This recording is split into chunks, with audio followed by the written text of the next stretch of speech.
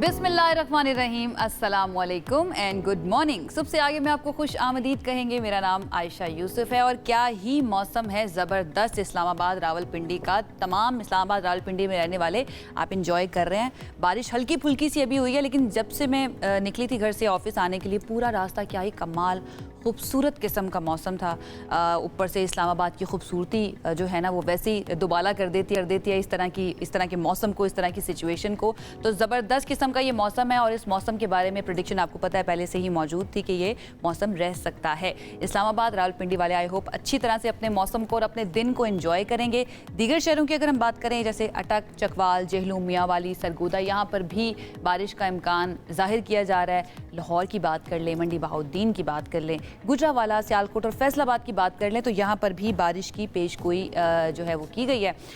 Then अगर हम खैबर पख्तूनख्वा वाली साइड पर चले जाए, वहाँ के बहुत से इलाके ऐसे हैं जैसे पेशावर, मर्दान, चारसद्दा, सवाबी, नौशहरा, हरीपुर, यहाँ पर भी बारिश मुतवक्की है। गर्ज के पूरा मुल्क जो है उसके अंदर कहा जा रहा है कि बारिश हो सकती है, मौसम अच्छा हो सकता है। आई होप मेरी ये बड़ी ख्वाहिश भी है और मैं बड़ा फील भी करती हूँ सिंध के लोगों के लिए, कराची, हैदराबाद के और दीगर शहरों के लोगों के लिए कि वहाँ पर भी मौसम अच्छा हो जाए और वो भी इस तरह से बारिश जो यहाँ पर हो रही होती है मुख्तलिफ शहरों के अंदर, स्पेशली इस्लामाबाद और रावलपिंडी की अगर मैं बात करूँ, लाहौर की बात करूँ, यहाँ पर बारिश हो ही जाती है आफ्टर सम टाइम। और यहाँ की गर्मी जो है ना वो कराची और सिंध जैसी गर्मी होती भी नहीं है। और इत्तलात यही है कि वहाँ पर अभी मौसम जो है अच्छा खासा गर्म बताया जा रहा है। तो आई होप वहाँ पर भी बारिश हो जाए और कराची वाले भी इस मौसम को अच्छी तरीके से इंजॉय कर सके। आप बारिश के अंदर या इस तरह के मौसम के अंदर एक्टिविटीज़ जो है ना वो बहुत ज़्यादा मैटर करती हैं। मेरी सिचुएशन ये है कि जब ऐसा मौसम हो तो वैसी दिल का मौसम जो है ना वो अच्छा हो जाता है। फिर दिल करता है कि जाके दोस्तों से भी मिलें, जाके आप पकौड़े, समोसे और अच्छी अच्छी जगहों पर जाकर आउटिंग भी करें। तो इस्लामाबाद वाले आज के दिन क्या कर रहे हैं, इस मौसम को कैसे इंजॉय करें। वैसे तो अभी सुबह का वक्त है, 10 ही बजे है, लेकिन फिर भी चलें, कुछ ऐसे मनचले भी होते हैं, ऐसे शौकीन भी होते हैं जो घरों से निकलते हैं कि चलो जी आज लॉन्ग ड्राइव पर चले जाते हैं, सबा की तरफ चलते हैं और उनसे जानते हैं कि वो कहाँ पर मौजूद हैं, किस तरह से एंजॉय कर रही हैं और इस्लामाबाद रावलपिंडी वाले जो हैं वो कैसे एंजॉय कर रहे हैं इस मौसम को। सबा बताइएगा कहाँ पर हैं आप और एंजॉय कर रही हैं मौसम को। जी बिल्कुल, इस्लामाबाद में रिमझिम पड़ती फुहार ने मौसम को और भी ज्यादा हसीन बना दिया है। गर्मी की जो शिद्दत है उसमें कमी आ गई है। दर्जे हरारत इस वक्त 25 डिग्री सेंटीग्रेड तक रिकॉर्ड किया गया है। पिछले कई दिनों से इस्लामाबाद में बहुत ज्यादा गर्मी और धूप थी, लेकिन हालिया बारिशों के बाद इस्लामाबाद का मौसम जो है वो यकसर बदल गया है और इस वक्त भी पूरा आसमान बादलों से ढका हुआ है। जुड़वा शहरों में कहीं कहीं हल्की हल्की बारिश के बाद मौसम और भी ज्यादा खुशगवार हो गया है। ठंडी ठार हवाओं ने इस्लामाबाद को अपने लपेट में ले रखा है। मार्गला की जो पहाड़ियां हैं वो हसीन नज़ारे पेश कर रही हैं और इस वक्त भी हल्की हल्की बारिश के बाद गर्मी का जो जोर है वो आहिस्ता आहिस्ता कम हो रहा है। अच्छा सबा, ये जो जगह का इंतखाब है कि आज सारा दिन मौसम अब्र आलूद रहेगा और हल्की हल्की बारिश का ये सिलसिला शाम तक जारी रहेगा। जी ठीक है, सबा बजीर हमारे साथ मौजूद थी और सबा को मेरी आवाज़ नहीं जा रही थी, वरना मैं उनसे सवाल करती कि वो जगह का इंतखाब जो है वो बड़ा अच्छा करती हैं जब भी हमें मौसम के बारे में बता रही होती हैं। आई डोंट नो उन्होंने किस तरह से अभी तक इंजॉय किया और नाश्ता वगैरह किया है या नहीं किया। वैसे इस्लामाबाद वाले नाश्ता करने के लिए इस तरह के मौसम के अंदर घरों से बाहर तो निकलते ही होंगे, लेकिन अभी वीकडेज चल रहे हैं, वीकेंड तो है नहीं, तो आई होप आप अपने ऑफिस आवर्स के दौरान ही इस मौसम को एंजॉय करने की कोशिश करेंगे। अच्छा, यहाँ से सीधा आपको लेकर चलते हैं इटली, जहाँ का माउंट एटना आतिशफशा जो है वो अचानक से फट पड़ा है। यूरोप ने सबसे फाल आतिशफशा से राख के बादल और चट्टानें फ़ज़ा में बुलंद होते हुए देखी, जो इस वक्त हम आपको दिखा भी रहे हैं। इस वाक़े के वक्त दर्जनों सयाह इस पहाड़ के करीब मौजूद थे, सैर के लिए आए हुए थे। टूरिज़म आपको पता है यहाँ पर बहुत ज़्यादा होती है और लोगों के ये ख्वाहिश होती है कि इस तरह की जगहों को जाकर देखा जाए। लेकिन जब ये आतिशफशा अचानक से फटा है तो लोग डर के मारे भागते हुए नज़र भी आ रहे हैं आपको कि वहाँ से भाग खड़े हुए। तो ये एक जो है हम कह सकते हैं कि नेचुरल अल्लाह ताला की तरफ से बनाई गई चीज़ें हैं, इनसे ज़रा दूर ही रहा जाए तो ज़्यादा बेहतर होता है। मैं अगर अपनी बात करूँ, मैं अगर देखने के लिए जाऊँगी तो मैं 10 किलोमीटर दूर खड़े होकर देखूँगी कि चलो दूर से हमें पता चल रहा है कि क्या हो रहा है। अच्छा जी, आगे बढ़ जाते हैं और यहाँ से आपको लेके चलते हैं ऑस्ट्रेलिया, जहाँ पर कुछ मुहक्किकीन ने एक समंदरी फंगस दरियाफ्त किया है जो पॉलीप्रोपिलीन प्लास्टिक को गलाने की सलाहियत रखता है। और जब ये मैंने खबर पढ़ी मेरा दिल इतना खुश हुआ, क्योंकि आपको पता है कि कार्बन फुटप्रिंट की हम बात कर ले या क्लाइमेट चेंज की बात कर ले, उसके अंदर ये जो प्लास्टिक है जिसके ऊपर बहुत सारे मुल्क ऐसे हैं जहाँ पर अब पाबंदी भी लगा दी गई है कि इसका इस्तेमाल नहीं करना, लेकिन फिर भी ये इस्तेमाल हो रहा है। अगर पाकिस्तान की अगर मैं बात करूँ तो रोज़मर्रा की चीज़ों में हमें इस्तेमाल होता हुआ नज़र आ रहा है। तो कुदरत जो है ना वो एक्टिव हुई है, उसने कहा कि ये लोग तो पास नहीं आएंगे। तो ऐसा फंगस अब सामने आया है जो कि इस तरह की प्लास्टिक को पिघला सकता है, गला सकता है, यानी कि उसके असरात जो है ना वो किसी हद तक कम हो सकते हैं। अब ये नया दरियाफ्तशुदा प्लास्टिक जो है ये प्लास्टिक की आलूदगी को कम करेगा, ये फंगस जो है ये प्लास्टिक की आलूदगी को कम करेगा और ये बहुत बड़ी पेशरफ भी साबित हो सकता है। आमतौर पर प्लास्टिक जो है ना इसको गलने में कई साल बल्कि कई दिहाइयाँ लग जाती हैं और कुछ प्लास्टिक की अक़साम ऐसी भी होती है जिनके बारे में कहा जाता है कई 100 साल तक ये गलती नहीं है। लेकिन ये तहकीक जो हुई है इससे ये पता चला है कि ये फंगस प्लास्टिक को कहीं ज़्यादा तेज़ी से तोड़ सकती है और 2 साल कबल मुहक्किकीन की टीम जो है उन्होंने ये फंगस दरियाफ्त किया था जो 30 दिन में 21% प्लास्टिक को गलाने की सलाहियत रखता है।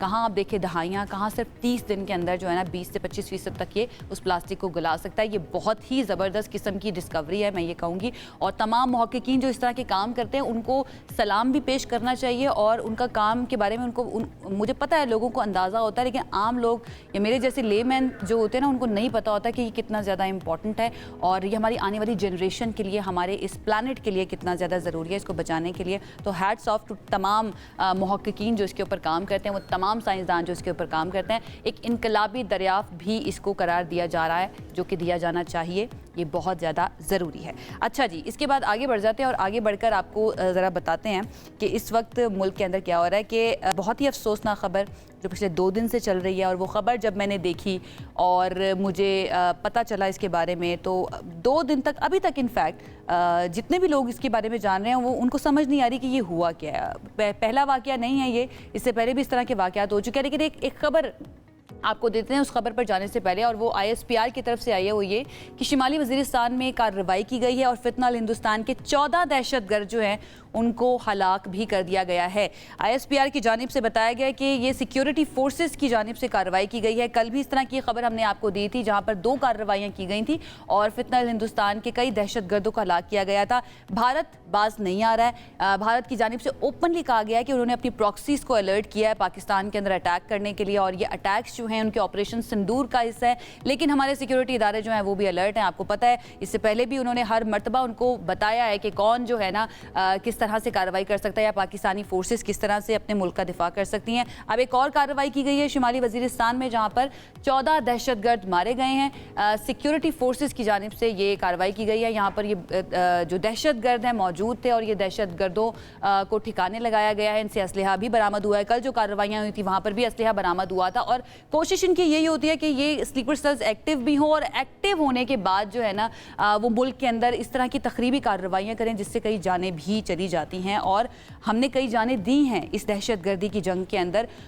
हज़ारों नहीं तकरीबन लाख के करीब हम ये जानें जो है ना वो इस दहशतगर्दी की जंग में गंवा चुके हैं। लेकिन पाकिस्तान एक वाहिद मुल्क है जिसने दहशतगर्दी के खिलाफ ना सिर्फ जंग की है बल्कि इस जंग को जीता भी है। अब इस दहशतगर्दी के स्पॉन्सर्स जो हैं वो हम जानते हैं कि कौन है। उनमें सबसे बड़ा हमारा दुश्मन मुल्क भारत है और भारत के साथ रिसेंट जो हमारा कॉन्फ्लिक्ट हुआ उसमें जिस तरह से उसके दांत खट्टे किए गए हमारी सिक्योरिटी फोर्सेस की जानिब से, तो उससे बर्दाश्त नहीं हो रहा है कि किस तरह से पाकिस्तान जो है ना उसको बताया जाए या पाकिस्तान का नुकसान किया जाए या अपनी खिफ़त को किसी न किसी तरीके से मिटाया जाए। तो अपनी प्रॉक्सीज़ को एक्टिव किया है, इन दहशतगर्दों को एक्टिव किया है भारत ने पाकिस्तान के अंदर। लेकिन सिक्योरिटी फोर्सेज जो हैं उन तक ये खबरें पहुँचती हैं, उनके भी अपने रिसोर्सेज होते हैं और जब ये खबरें पहुँचती हैं तो उससे पहले ही कि कोई तकरीबी कार्रवाई हो वो इन दहशतगर्दों को ठिकाने भी लगा देते हैं। ये एक अच्छी खबर थी, हमने सोचा आपको दे। लेकिन इससे पहले कि मैं ब्रेक की तरफ जाऊं थोड़ा सा ज़रा बता देते हैं कि ब्रेक से आने के बाद हमने किस पर बात करनी है। सना यूसुफ 17 साल टिकटॉकर या इन्फ्लुएंसर आपको पता है जिसका मर्डर हो गया इस्लामाबाद के अंदर, उसके कातिल को गिरफ्तार कर लिया गया है और बहुत सी इन्वेस्टिगेशन जो है वो भी आगे पहुँच चुकी है। इसके ऊपर हमने डिटेल में बात करनी है कि हुआ क्या था और अभी तक पुलिस की जो इन्वेस्टिगेशन है कहाँ तक पहुँची है और ये सारा माजरा है क्या। एक ब्रेक के बाद इस पर बात करते हैं, हमारे साथ रहिएगा। जी welcome back once again. Break पर जाने से पहले मैंने आपको बताया था कि हमने किस मामले के ऊपर बात करनी है। इंतहाई अफसोसनाक वाक़या ये जो पेश आया इस्लामाबाद के अंदर जहाँ पर एक इन्फ्लुएंसर एक बच्ची 17 साल की सना यूसुफ उसको कत्ल कर दिया गया। उसके घर में आकर वो अपने घर में महफूज नहीं थी, लेकिन उसमें जो एक पॉजिटिव डेवलपमेंट जो है वो हम कह सकते हैं वो ये हुई है कि पुलिस फौरी तौर पर एक्टिव हुई और सिर्फ 20 घंटे के अंदर उन्होंने ये सारी जो इन्वेस्टिगेशन थी या फिर आप कह लें सारी कार्रवाई करके जो है उस शख्स को गिरफ्तार कर लिया जो कि बहुत ही कम उम्र है, 22 से 23 साल उसकी उम्र बताई जा रही है। अब नाम जो है उसका पता चला है कि उमर हयात है। वो कत्ल करके फैसलाबाद वहाँ से फ़रार हो गया था और वो मकतूला का जो फ़ोन है, मोबाइल फ़ोन, वो भी अपने साथ ले गया ताकि ये जो उसको पकड़ा ना जा सके और उसको किसी तरह से गिरफ़्तार ना किया जा सके। अब ये बहुत ही अप्रिसिएशन की हकदार है इस्लामाबाद पुलिस जो है कि इतनी कम वक्त के अंदर ये कार्रवाई की गई है। आईजी इस्लामाबाद जो है उन्होंने बात की मीडिया से और सारे मामले को सामने रखा। उन्होंने क्या कहा वो सुनते हैं, उसके बाद वापस आएंगे। तो हमारे साथ SSP operations Islamabad Mohammad Shoaib Khan studios के अंदर इस वक्त मौजूद हैं। उनसे सारी डिटेल जानने की कोशिश करेंगे कि हुआ क्या था और अभी तक पुलिस की इन्वेस्टिगेशन कहाँ तक पहुंची है। जरा देखते हैं।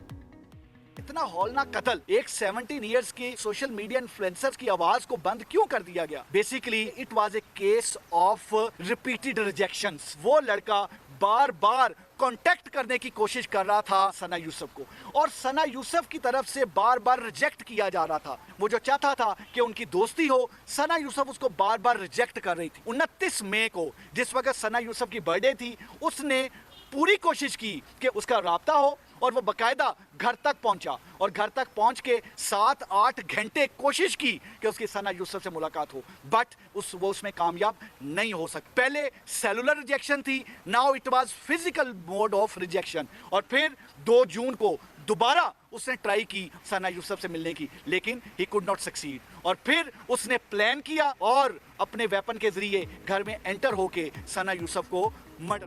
बड़े अच्छे तरीके से एक्सप्लेन किया है जी इस्लामाबाद ने कि किस तरह से पहले ये सेल्यूलर रिजेक्शन थी, उसके बाद ये फिजिकल रिजेक्शन बनी, जिसकी वजह से इस शख्स ने उस बच्ची का कत्ल कर दिया उसके घर के अंदर। मोहम्मद शुएब खान साहब जो हैं उनसे ज़रा बात करते हैं अब इस बारे में और डिटेल जानने की कोशिश करते हैं। Thank you so much Shoaib साहब हमें ज्वाइन करने के लिए। इस सारा माजरा अभी तक पुलिस के पास क्या सारी इत्तलात पहुंची हैं, कहाँ से शुरू हुआ था ये, और 20 घंटे के अंदर बड़े अच्छे तरीके से कार्रवाई की गई, थोड़ा सा ज़रा एक्सप्लेन कीजिएगा। बिस्मिल्लाहिर्रहमानिर्रहीम।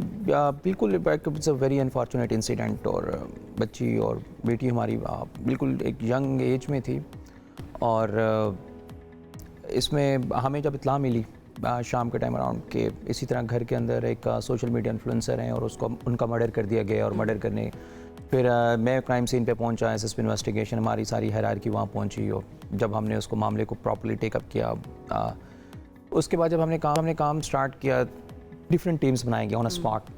जो एक टीम थी हमारी जो कैमरास की एक्सपर्ट थी, वो कैमरास पे जो टेक्निकल एक्सपर्ट थी वो उसके ऊपर, जो मोबाइल्स के ऊपर एक्सपर्ट थी वो उसके ऊपर, इसी तरह उसका जो बच्ची का अपना मोबाइल था उसका हमने फॉरेंसिक स्टार्ट किया। तो उसमें से हमने लिस्ट के अंदर चेक करना स्टार्ट किया कि कौन से नंबर ब्लॉक हैं या इस किस्म का, जब हम जो हमारे प्रॉपर एक प्रोसीजर होते हैं तो वो हमने जब चेक करना स्टार्ट किया तो उसमें से कुछ नंबर पॉप अप किए, तो जो हमने शॉर्ट लिस्ट किए, फिर उनके हमने चैट्स को गो थ्रू करना किया कि कोई ऐसी चैट जो रिसेंट हुई हो, उसमें से फिर हमने मजीद शॉर्ट लिस्ट किया। शॉर्ट लिस्ट करने के बाद हमारी टीम्स ने पैरेलल उसमें काम किया। तो जिन जिन एरियाज़ के जो नंबर्स थे जो ब्लॉक लिस्ट पे लगे थे, वहाँ पे फ़ौरन टीमें बना के जो पंजाब के डिफरेंट डिस्ट्रिक्ट्स थे उसके अंदर टीमों को मोबिलाइज़ किया गया, टीम्स को मोबिलाइज़ किया गया। हुआ ये कि जो टीम हमारी पैरेलल जो कैमरास के ऊपर काम कर रही थी, तो वही जो लड़का जब वो मर्डर करके घर से बाहर निकलता है और घर से बाहर निकल के जब वो स्ट्रीट्स में जा रहा होता है, तो फिर वो करता है, उसके बाद it's very well pre plan and organised था, मतलब प्रॉपर उसने ऑर्गेनाइज, उसको पता था कि यहाँ से मैं निकलूंगा, इस पॉइंट पे जाऊंगा तो यहाँ पे मुझे बाइकिया मिलेगा, फिर बाइकिया से निकल के मैं इस पॉइंट पे जाऊंगा तो यहाँ से मुझे गाड़ी मिलेगी, फिर उस गाड़ी का मैं बुक करा के मैं इस पॉइंट पे जाऊंगा तो वहाँ से मुझे बस मिलेगी। तो एवरीथिंग वाज प्री प्लान।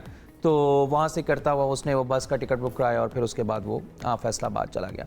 इस पूरे प्रोसेस के अंदर सेफ सिटी के कैमरास तो हमने देखे ही देखे, लेकिन अराउंड 103 जो डिफरेंट कैमरा से, लोकल कैमरा से, बिकॉज कैमरा का बड़ी एक्सपर्टीज चाहिए होती है। In a blink of a second बंदा क्रॉस कर जाता है, और क्वालिटी भी बड़ा मैटर करती है, फिर टाइमिंग एडजस्टमेंट नहीं हो, टाइम्स एक जैसा नहीं होता, तो फिर उसको पूरा कोऑपरेट करना, उसको आपस में सिंक करना, तो प्रॉपर उसके ऊपर टीम्स काम करनी थी। तो मीनवाइल जो टीम हमारी फैसलाबाद थी तो उसको हमने अपडेट किया, वहाँ पे अपडेट किया, वहाँ पे फिर हमने टेक्निकल जिसको भी हम और ये सीसीटीवी से पता चला कि वो फैसलाबाद की बस के अंदर बैठे हैं। या एग्जैक्टली वो वहाँ से, हाँ एक वहाँ से उसने वहाँ से हमें जब ये सारा, तो फिर टीम वहाँ पहुँची, टीम ने उसको वहाँ से, फिर हम पहुँचे वहाँ से उसको अरेस्ट किया। जो उसका बच्ची का मोबाइल था वो भी हमने उससे रिकवर किया। बच्ची का मोबाइल बेसिकली वो इसलिए ले गया था कि इस मोबाइल के अंदर इसकी और इसकी आपस में previous communication, they previously know each other. Okay, ठीक है। और बिल्कुल इसमें ये जिस तरह आईजी साहब ने कल बोला भी कि it's a matter of repeated rejections, like बार बार वो उसको अप्रोच करना, ये करना। एंड इट्स बीन प्रूवन हाँ, कि exactly. It was the matter of rejection, जिसकी Rejection. वजह से उसने ये इंतहाई कदम उठाया। Exactly. अच्छा, सोशल मीडिया के ऊपर जब ये खबर आई उसके बाद बहुत सारी स्पेकुलेशंस भी इस केस को लेकर हो रही हैं। जिस टाइम मैं चाहूँगी कि कुछ क्लैरिटीज भी आ Exactly. जाए कि जिस वक्त ये कत्ल हुआ, क्या वो बच्ची अकेली थी अपने घर के अंदर या उसके साथ कोई और भी मैं आपको मौजूद था? जब वो जिस टाइम ये मर्डर हुआ उसके घर में उस टाइम उसकी जो आई विटनेस थी, जो देखने वो उसकी अपनी फूफो थी, मतलब अच्छा। एक फूफो थी उसके घर, उसकी मदर बाहर थी और उसके वालिद साहब भी बाहर थे। वालिद साहब इज एन एम्प्लॉय, वो भी बाहर थे और मदर भी बाहर थी, वो Okay. मार्केट गई हुई थी। Okay. जो फूफो थी वो उसके घर थी उस टाइम, और उन्होंने जो लास्ट इंटरेक्शन उन्होंने ही सुना कि she was saying to her कि यार कि क्या आप बैठ जाए, मैं आपको पानी पिलाती हूँ या रिलैक्स हो जाए, ये इस तरह का सुना। फिर उसके बाद उसके बुपो ने बताया कि मैंने फायर की आवाज़ सुनी, दो अच्छा। फायर की आवाज़ सुनी। तो फिर उसके और बाद ये सब कुछ उसके घर के अंदर ये हुआ घर के था। अंदर हुआ, exactly. अब घर वाले क्या इस लड़के को पहले से जानते थे, इस बच्ची के साथ अगर वो घर के अंदर मौजूद था? हाँ। तो क्या तो इसको जानते थे? एग्जैक्टली घर के अंदर जो वो अंदर आया था, जो घर के अंदर वो मौजूद था, तो प्रीवियसली इनका आपस में इंटरेक्शन था। ठीक है। They both know each other. ठीक है। एंड प्रोबेबिलिटी मदर भी जानती थी और इनका आपस में इंटरेक्शन था और वो but still it was the case of rejection. ये चीज Rejection, तो exactly. Clarity This is- yes. इस चीज के अंदर आ गई है। अच्छा, पूरी इन्वेस्टिगेशन के अंदर जो 20 घंटों के दौरान हुई, ऐसी कौन सी चीज थी दैट गेव अवे कि ये लड़का जो है ये वही है? देखिए इसमें होता ये है ना कि हर जो एविडेंस है ना, सर्कमस्टेंशियल एविडेंस, फिर उसको जब हम प्रॉपर उस पर इंटेरोगेट कर रहे होते हैं तो हर चीज़ एक चीज़ दूसरी चीज़ के साथ लिंक कर रही होती है, आपस में कड़ियाँ आपस में मिल रही होती है। एक डॉट है, फिर वो अगले डॉट से कनेक्ट है, फिर वो उससे अगले से कनेक्ट है, फिर उससे अगले। So basically starting from the mobile, ठीक, जब उस मोबाइल का ब्लॉक का जो नंबर था वो number is from Faisalabad. Okay. Then the guy returned to the Faisalabad. Then the one who booked the bugs, he went to the Faisalabad. So all these things are connected. तो वो Okay. सारी चीज़ें आपस में connected थी, आपस में links थे, जुड़ रहे थे।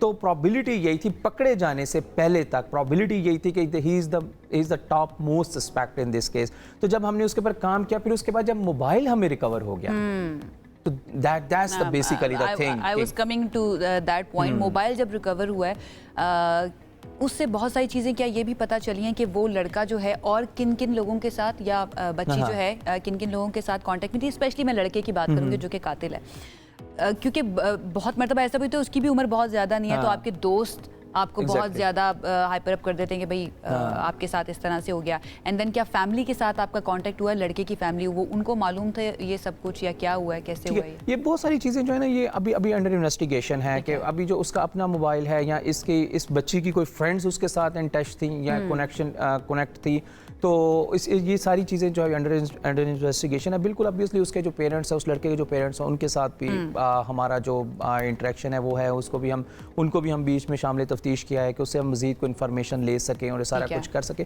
मेरे इसमें पॉइंट ये है, देखिए हम एज एन पुलिस में ये कहता हूँ कि मैं बिल्कुल I am rightly against this thing कि हम माशरे को चोक करते हैं, सोसाइटी को ब्लॉक करते हैं या हम किसी का सांस रोक ले। The kids they can do whatever they want to do. The thing is कि अगर सिचुएशन इस लेवल तक चली जाए, लाइक ऑब्वियसली उसके 6-7 लाख फैंस थे और एक फ़ैन आपके घर तक आ जाता है फॉर एग्जांपल, और वो इस तरह आपके पीछे आ रहा है या इस तरह आपको एक पैनिक क्रिएट कर रहा है, आपको हरास कर रहा है, थ्रेटन कर रहा है, then you must come and tell the police. आप लाजमी आप बताएं, हम लोग वी आर ऑलवेज हेयर, शायद हम इंटरवीन कर लेते। बल्कि ये एक इसी प्रोग्राम से यही चीज़ है कि I want to tell them, जो यंग इन्फ्लुएंसर्स हैं या जो सोशल मीडिया इन्फ्लुएंसर्स हैं, इन सब के लिए यही मैसेज है कि आपको लाजमी, अगर this thing is very serious कि अगर कोई आपके दरवाजे तक आ जाता है, हु इज़ रिस्पॉन्सिबल? अगर देखें ये बच्ची बहुत छोटी थी, इसको हम ये भी नहीं कह सकते कि बहुत मेच्योर हो चुकी थी, तो उसको नहीं पता था कि किस तरह से मैनेज करना है। इतनी बड़ी तादाद में मैं कहती हूँ एक्सपोजर जब आपको बहुत जल्दी भी मिल जाए तो वो नुकसान भी पहुँचा देता है, जैसे इस बच्ची की जान का नुकसान हो गया। किसको ज़्यादा रिस्पॉन्सिबल होना चाहिए इस मामले को लेकर? पेरेंट्स के अलावा भी मैं बात करूँगी, पेरेंट्स को तो डेफिनेटली होना चाहिए। कैसे महफूज रखें अपने आप को इन सब चीज़ों से?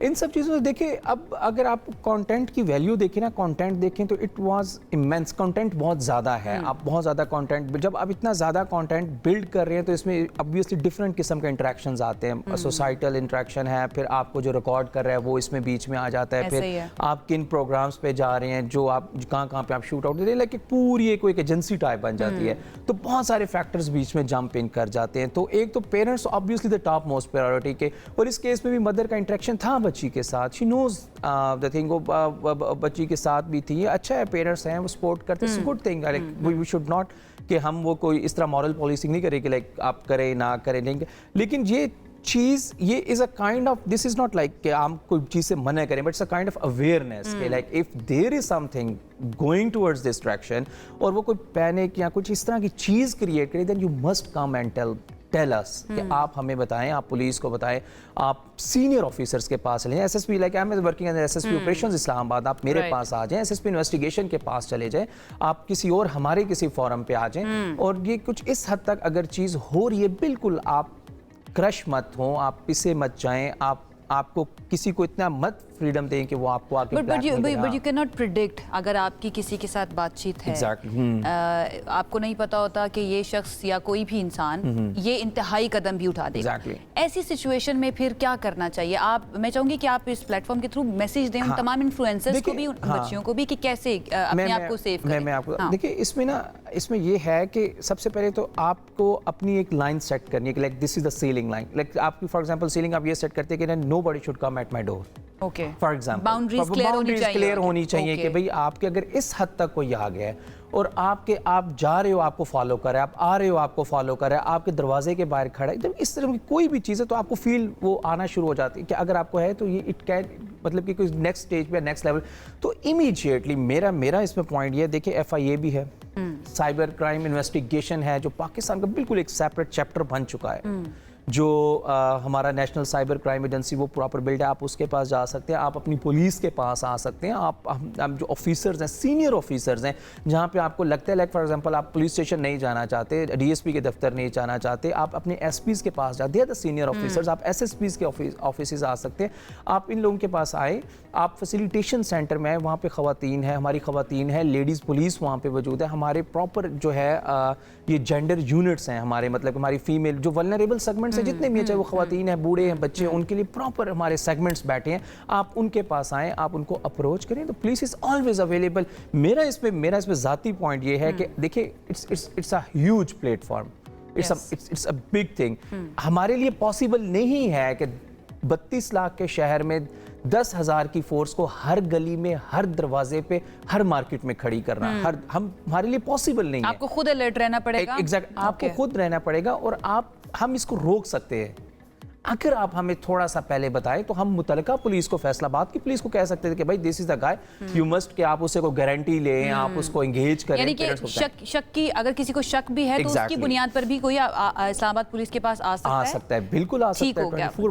ठीक हो गया। तो बाउंड्रीज क्लियर होनी चाहिए। बेसिकली शुएब खान साहब जो है SSP ऑपरेशन इस्लामाबाद, वो कहते हैं कि कुछ चीज़ें हैं जो कि डेडलाइन होती हैं कि कोई आपके डोर स्टेप पर नहीं आना चाहिए। आप सोशल मीडिया का इस्तेमाल कीजिए, आप सोशल मीडिया इन्फ्लुएंसर बनिए, लेकिन अगर कोई शख्स या कोई फ़ैन आपके घर तक आ जाए तो it is very very important कि सबसे पहले आप अपने आप को सेव करें और किसी भी करीबी पुलिस स्टेशन के पास जाकर आप ये उनको बताएं कि मैं सेफ महसूस नहीं कर रही या नहीं कर रहा। इवन यहाँ पर हम जेंडर बेस्ड बात नहीं करेंगे क्योंकि गैर महफूज कोई भी हो सकता है। तो once again thank you so much Mohammad Shoaib Khan, ये बड़ा अच्छा काम किया गया इस्लामाबाद पुलिस की जानिब से कि बड़ी जल्दी इस मामले को जो है ना मंतकी अंजाम तक पहुँचाया गया। आई होप हम तमाम लोगों के लिए इसके अंदर लर्निंग हो, स्पेशली तमाम पेरेंट्स के लिए कि अपने बच्चों को महफूज रखना भी, स्पेशली जो यंग इन्फ्लुएंसर्स हैं उनको नहीं पता होता, उनकी मेच्योरिटी का लेवल ये नहीं होता कि वो अपने आप को कैसे महफूज रखें, और हर चीज़ का बहुत जल्दी एक्सपोजर आ जाना भी समटाइम्स आपके लिए बहुत नुकसानदेह होता है।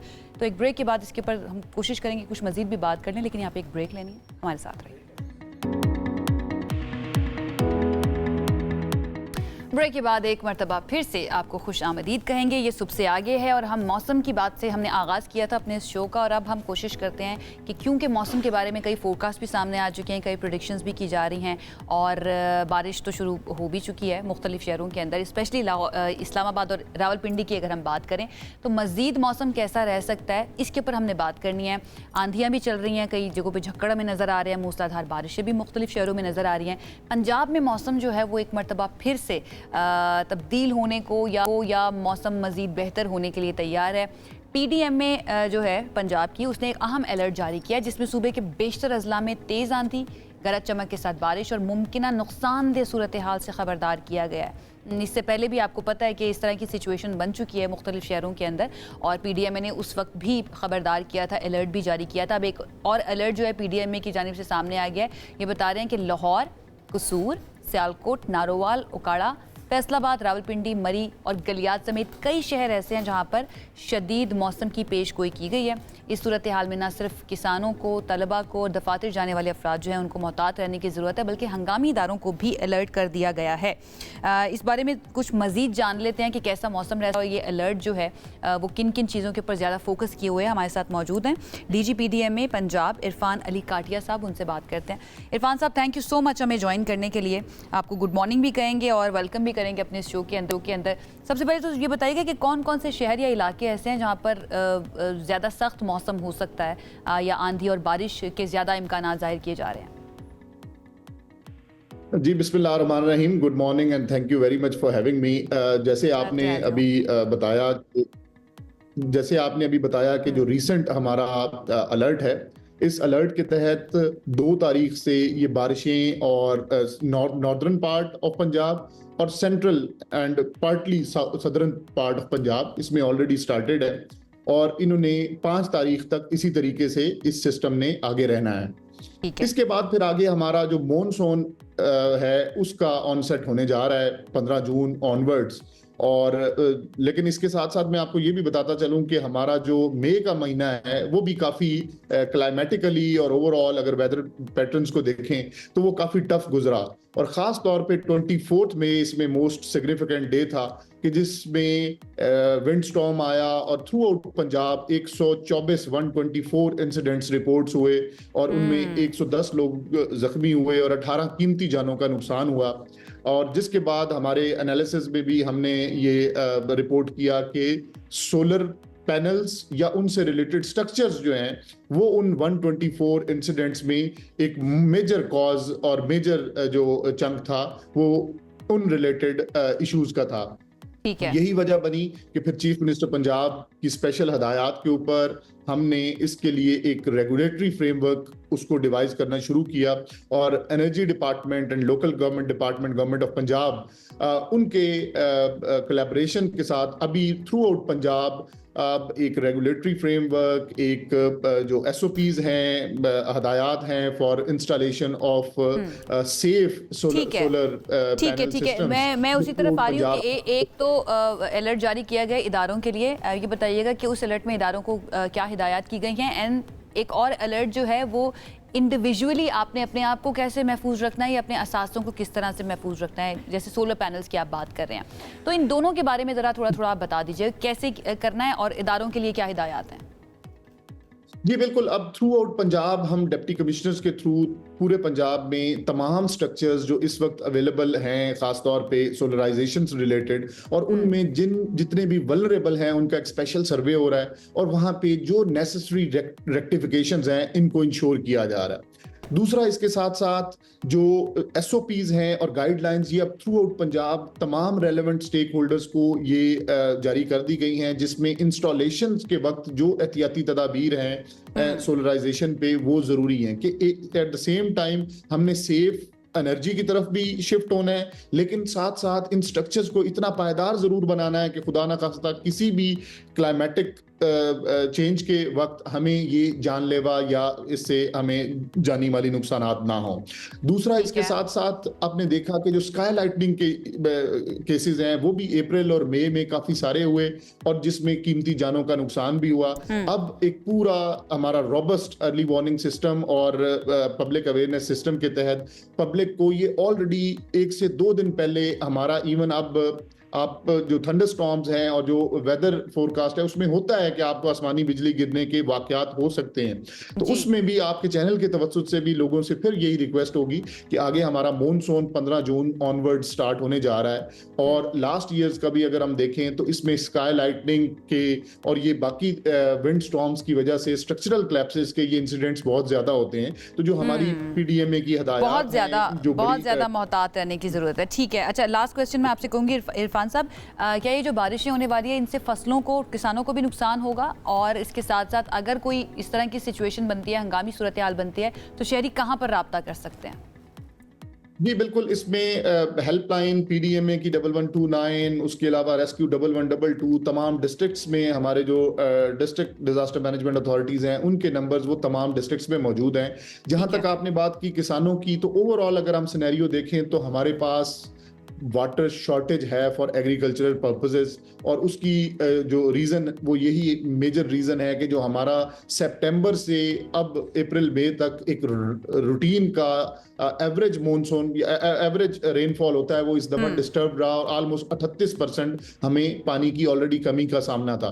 तो जब तक कि मॉनसून प्रॉपरली और एक हैवी रेनफॉल स्टार्ट नहीं होते, इन बारिशों से 15 जून तक जो है ये किसानों को एज सच, इस वजह से कि इनकी हार्वेस्ट ऑलरेडी गंदम की हो चुकी है, आगे चावल की फसल काश्त होने लगी है, वो वैसे ही वाटर इंड्यूस्ड है और पानी उसमें जरूरत होती है, तो कोई मेजर इंशाल्लाह इससे कोई किसानों को नुकसान का अंदेशा नहीं है, और होपफुली इन बारिशों से आगे आने वाली फसल की बिजाई में मदद मिलेगी। इस मामले में हम कह सकते हैं कि अल्हम्दुलिल्लाह। बहुत शुक्रिया इरफान अली काठिया साहब, डीजीपी डीएमए पंजाब हमारे साथ मौजूद थे। तमाम देखने वाले 15 जून तक आपने मोहतात रहना है, 15 जून तक आपने कोशिश ये करनी है कि जिस वक्त बारिश हो या अचानक से भी अगर आंधी और बारिश वगैरह होती है तो अपने आप को आप महफूज भी करें, अपनी गाड़ियों को भी महफूज करें। पंजाब के लोगों की बात करें, और इसके साथ साथ जो ये सोलर पैनल्स को नुकसान पहुंचा है, ये 24 में जो इरफान साहब भी बात कर रहे थे, उसमें जो बहुत ज़्यादा नुकसान हुआ था, उसमें भी ज़रूरत है कि आप उनको भी किसी न किसी तरीके से सेव करें, क्योंकि 15 जून तक ऐसे इम्कानात मौजूद है कि ज़्यादा बारिश हो सकती है और उसके साथ साथ आंधी और झक्कड़ वगैरह भी चल सकते हैं।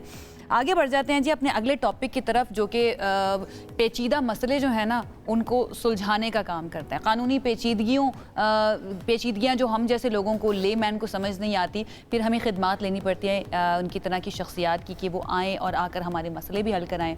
फिर समटाइम्स ये होता है कि वकील या तो मिलते नहीं हैं, अगर मिलते हैं तो वो इतने महंगे होते हैं कि हम अफोर्ड नहीं कर पाते हैं।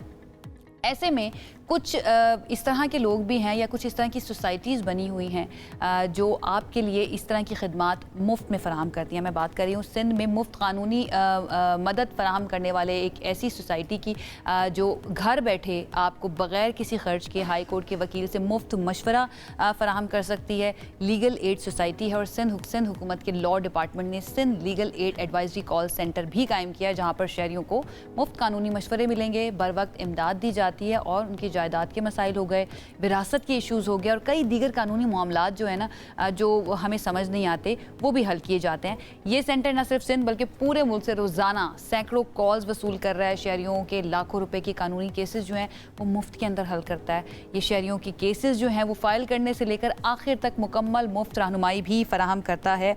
बड़ा ही नेक काम कर रहे हैं जनाब, क्योंकि बहुत सारे लोग ऐसे होते हैं जो वाकई में अफोर्ड नहीं कर पाते, और अगर वो अफोर्ड कर भी लें, कोई इस तरह का वकील हायर कर भी लें, पैसे दे भी दें, तो उस तरह की क्वालिटी उनको नहीं मिलती अपने केसेस के अंदर, या उनका दिफा सही तरह से नहीं हो पाता है, उनका मुकदमा सही तरह से पेश नहीं हो पाता है।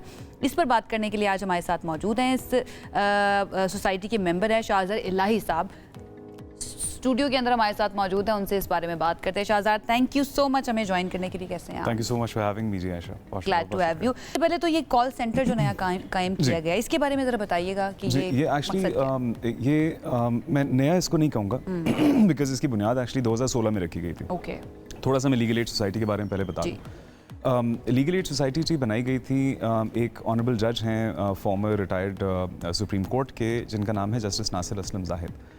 ये नाम अगर आप किसी भी पाकिस्तान की अदालत या वकील से पूछेंगे तो ये वो नाम है जो एसोसिएटेड है इंटेग्रिटी के साथ और एक बड़े ज़बरदस्त जुडिशल एक्यूमेन के साथ। उन्होंने लीगल एड सोसाइटी की बुनियाद रखी 2013 में, और उसको बनाने का लीगल एड सोसाइटी का मकसद सिर्फ एक था। मकसद ये था जी कि आप जितना मर्जी हेल्थ पे फोकस कर लें, एजुकेशन पे फोकस कर लें, इकॉनमी पे फोकस कर लें। I work in artificial intelligence, तो आजकल AI का ज़माना आ रहा है। किसी भी मुआशरे की जो बुनियाद है वो कानून से बनती है।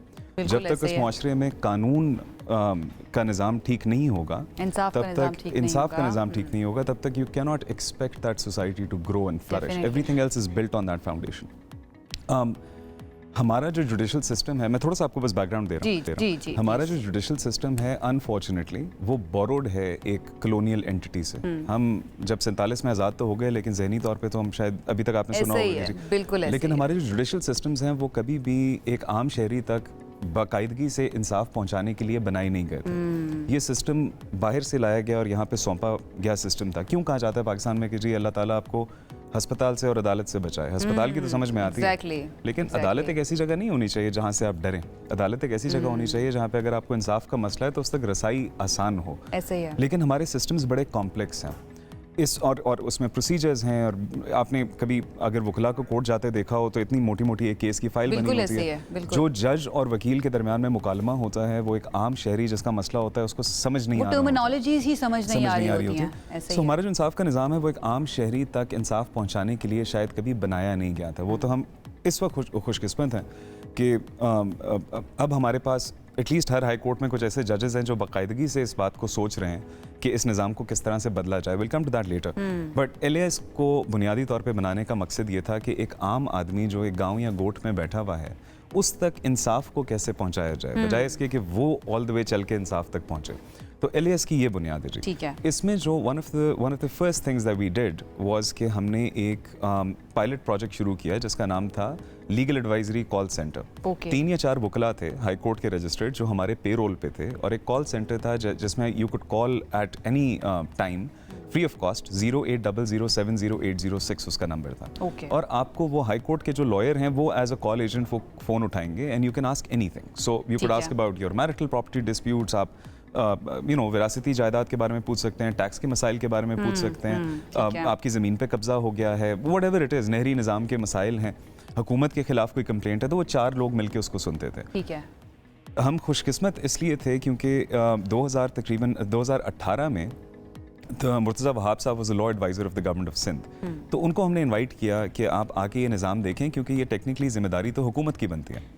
हमने तो एक पायलट शुरू किया है, तो उसको स्केल अगर करना है और पूरे पाकिस्तान तक लेके जाना है तो उसमें हमें गवर्नमेंट का मसल चाहिए। तो मुर्तज़ा वहाब साहब आए and I think immediately within a week ही अग्रीड कि जी गवर्नमेंट ऑफ सिंध का लॉ डिपार्टमेंट का एक प्रोजेक्ट था जिसको कहते थे legal empowerment of the people project. उसके तहत फिर उन्होंने हमारे साथ लीगल एड सोसाइटी के साथ एक पब्लिक प्राइवेट पार्टनरशिप की, जिसके तहत अब तकरीबन 8 से 10 वकला सेंटर में बैठते हैं। रोज़ की तकरीबन 300 से 500 कॉल्स हमारे पास आती हैं, साल की तकरीबन 40,000 कॉल्स हम करते हैं, और ये वो लोग होते हैं जिनको सिर्फ एक मशवरा चाहिए होता है। ठीक है। अच्छा शाहज़ार, 2016 से आप ये कह रहे हैं स्टार्ट हुआ एक पायलट प्रोजेक्ट के तौर पर, तब से लेकर अब तक आपके पास डेफिनेटली स्टैट्स भी होंगे, कितने लोग फ़ायदा उठा चुके हैं, कितने लोगों को आप हेल्प कर चुके हैं, और किस तरह के केसेस अभी तक जो है ना आपको क्या लगता है कि ज़्यादा आए हैं जिनको आपने रिजॉल्व किया इस सोसाइटी ने? गुड क्वेश्चन जी। देखिए, पहली चीज़ तो ये कि अब तक हम लोग तकरीबन 5 लाख कॉल्स रिसीव कर चुके हैं। मतलब 5 लाख लोगों को उनके सवाल सुन के उनको बाकायदा तौर पे कानूनी जवाब दिया गया और एडवाइस दी गई है। और हर साल इसकी मॉनिटरिंग होती है जिसमें हम लोग फीडबैक लेते हैं अपने बेनिफिशरीज़ का कि क्या आपकी एडवाइस से मतलब हमारी एडवाइस से आपको फ़ायदा हुआ या नहीं हुआ। So the results are very very good. इसमें 2 तरह की चीज़ें होती हैं। कुछ लोग हमें सिर्फ इसलिए कॉल करते हैं क्योंकि उनको सिर्फ मशवरा चाहिए होता है। ठीक है। सो फिर हम मशवरे की हद तक उनको प्रोवाइड करते हैं कि ये निज़ाम है, यहाँ एप्लीकेशन जमा कराइए, यहाँ जाइए, इस तरह कीजिए और इस तरह कीजिए, और आपका कानून में आइन के मुताबिक ये आपका हक बनता है। Then we get a lot of calls जिसमें लोगों को एक अर्जेंटली एक वकील की ज़रूरत होती है। For example, there is a woman जिसको थ्रेट है रेप का। For example, there is a child, a mother who thinks कि उसके बच्चे की कस्टडी उसका फादर ले जाएगा। ठीक है। फॉर एग्जाम्पल, एक बच्चा है जिसको डर है कि something would happen to him. So these are all urgent matters. हमारे पास इस वक्त लीगल एड सोसाइटी में तकरीबन 20 से 40 वकला हैं जो pro bono legal end to end litigation services provide करते हैं। अच्छा, ये प्रो बोनो की तरफ ही मैं आने लगी थी। ये कॉल से लेकर अदालत तक जाना और ये लीगल एड जो है, बाकायदा लीगल एड, सिर्फ मशवरा नहीं, ये प्रोवाइड करना, ये कितने केसेस जो हैं लाइक कॉल से शुरू हुए एंड देन आपने उनको मंतकी अंजाम तक पहुंचाया, केसेस को खत्म किया? जी, I think legal aid society ने अब तक तकरीबन अप्रॉक्सीमेटली 15 से 16 हज़ार केसेस अपनी हिस्ट्री में एंड टू एंड कंप्लीट किए हैं। और इनमें से तकरीबन 2 से 3 हज़ार ऐसे केसेस हैं जो हमें हमारे लीगल एडवाइजरी कॉल सेंटर से रेफर हुए, हमारे प्रोग्राम्स में मुख्तलिफ वकील होते हैं, और वो फिर उन केसेस को let's say legal aid society के 8 अजला में दफ्तर हैं सिंध में। ठीक है। सांगड़, दादू, लाड़काना, शहीद बेनज़ीराबाद, कराची, हैदराबाद एक्सेट्रा। इसके अलावा हमारा एक ऑफिस है इस्लामाबाद में जहाँ पे हम कोऑर्डिनेट करते हैं सुप्रीम कोर्ट के साथ, ministry of law and justice के साथ। कॉल्स हमें पूरे मुल्क से आती हैं, लेकिन जो लीगल जो सर्विसेज हैं कोर्ट की जो सर्विसेज हैं वो हम सिर्फ अभी लिमिटेड हैं सिंध तक। जी, सिंध के अंदर ही है, ठीक है। अच्छा, नौयत के बारे में बार बार मैं जानना चाहूँगी, उसके बारे में पूछा जा रहा है कि नौयत किस तरह के केसेस की ज़्यादा अभी तक आई है वहाँ पर आपके पास? देखिए, जो कॉल सेंटर पे केसेस आते हैं उसमें the majority of cases are civil matters, जिसमें आपके पास फैमिली के बहुत सारे डिस्प्यूट्स होते हैं, बहुत सारी खवातीन होती हैं who are denied marital property rights, inheritance property rights. हमारे पास कॉन्ट्रैक्चुअल बहुत सारे मसले आते हैं, हमारे पास पब्लिक सर्विस की बहुत सारी कंप्लेंट्स आती हैं कि जी मेरे जो स्कूल है मेरे गांव में सरकारी वो चल नहीं रहा, वहाँ पे टीचर नहीं आते, या मैं एक सरकारी अस्पताल में गया था वहाँ से मेरे साथ पैसे लिए, एनीथिंग, मेरी FIR दर्ज नहीं हो रही। तो गवर्नमेंट ऑफ सिंध एक कदम और आगे गई और उन्होंने हमें डायरेक्टली हमारा जो Sindh legal advisory call centre था उसको डायरेक्ट कनेक्ट किया with the chief secretary's complaint cell. तो अब अगर कोई भी फॉर एग्जांपल पब्लिक सर्विस की कंप्लेंट होती है तो हम उसको डायरेक्टली गवर्नमेंट ऑफ सिंध को एक्सपेडाइट करते हैं और फिर वो अपने डिपार्टमेंट से उसको विद इन 90 डेज रिजॉल्व करवाते हैं। सो ये एक पूरा निज़ाम जो है वो मिलकर चल रहा है। बट अगर मैं नौयत की बात करूँ, क्रिमिनल कम है लेकिन जो हैं वो बड़े सीरियस किस्म के क्रिमिनल मैटर्स हैं। मैंने आपको बताया रेप है, सॉडमी है, थ्रेट ऑफ वायलेंस, लेकिन सिविल केसेस सिविल की तादाद उनकी ज़्यादा आती है, ठीक है। अच्छा, एक आउट ऑफ कोर्ट सेटलमेंट वाला मामला भी है जी, उसके बारे में ज़रा बताएं, वो भी उसके ऊपर भी काम किया जा रहा है? मैं थोड़ा सा इसके बारे में ये जवाब देने से पहले मैं थोड़ा सा आपको स्टेटिस्टिक्स बता दूं जो प्रॉब्ली नाजरीन को ज़्यादातर नहीं पता। देखिए, हमेशा ये होता है और ये शुरू से पाकिस्तान में होता आया है कि हर इदारे की बारी आती है। सो यू नो आजकल और पिछले 2-3 सालों में ऐसा लगता है कि हर जज काम नहीं कर रहा है या पाकिस्तान में कोई भी जज काम नहीं करता या देखिए, एक मसले को समझने की ज़रूरत है कि इंसाफ अगर नहीं मिल रहा तो क्यों नहीं मिल रहा। ये ऐसा नहीं है कि जज काम नहीं कर रहे। So allow me to explain this, I only take 2 minutes. इस वक्त गवादर से लेके अस्तोर तक, पेशावर से लेके लाहौर तक आपके पास तमाम अदालतों में, सिर्फ अदालतों की बात कर रहा हूँ मैं, ट्राइब्यूनल्स की बात नहीं कर रहा, अदालतों में 24 लाख केसेस ज़ेरे इल्तिवा हैं जो इस वक्त चल रहे हैं। पाकिस्तान में जजेस की कुल तादाद, आपका सिविल जज फर्स्ट क्लास से लेके right up to the honourable chief justice of Pakistan, आपके पास जजेस की कुल तादाद 3800 है। सो हर 10 लाख लोगों पे हमारे पास 13 जज मौजूद हैं। इन जजेस ने 3800 जजेस ने सिर्फ एक साल में, 2023 की मैं बात कर रहा हूँ, 2023 में सिर्फ एक साल में 16 लाख केसेस का फैसला दिया, क्लोज किए हैं केसेस। लेकिन उसके बावजूद 2024 में हमारी जो पेंडेंसी है वो बढ़ गई है। उसकी वजह क्या है? आप और मैं अगर अदालत जाते हैं, अगर आप केस जीत जाती हैं तो मैं खामोश तो नहीं बैठूंगा, मैं अपील करूंगा। अगर मैं जीत जाता हूं, आप उसके ऊपर फोरम पे अपील करेंगे तो केस कभी सिस्टम से निकलता नहीं है और 15 साल उस सिस्टम में अपीलों की वजह से जकड़ा रहता है। ठीक है।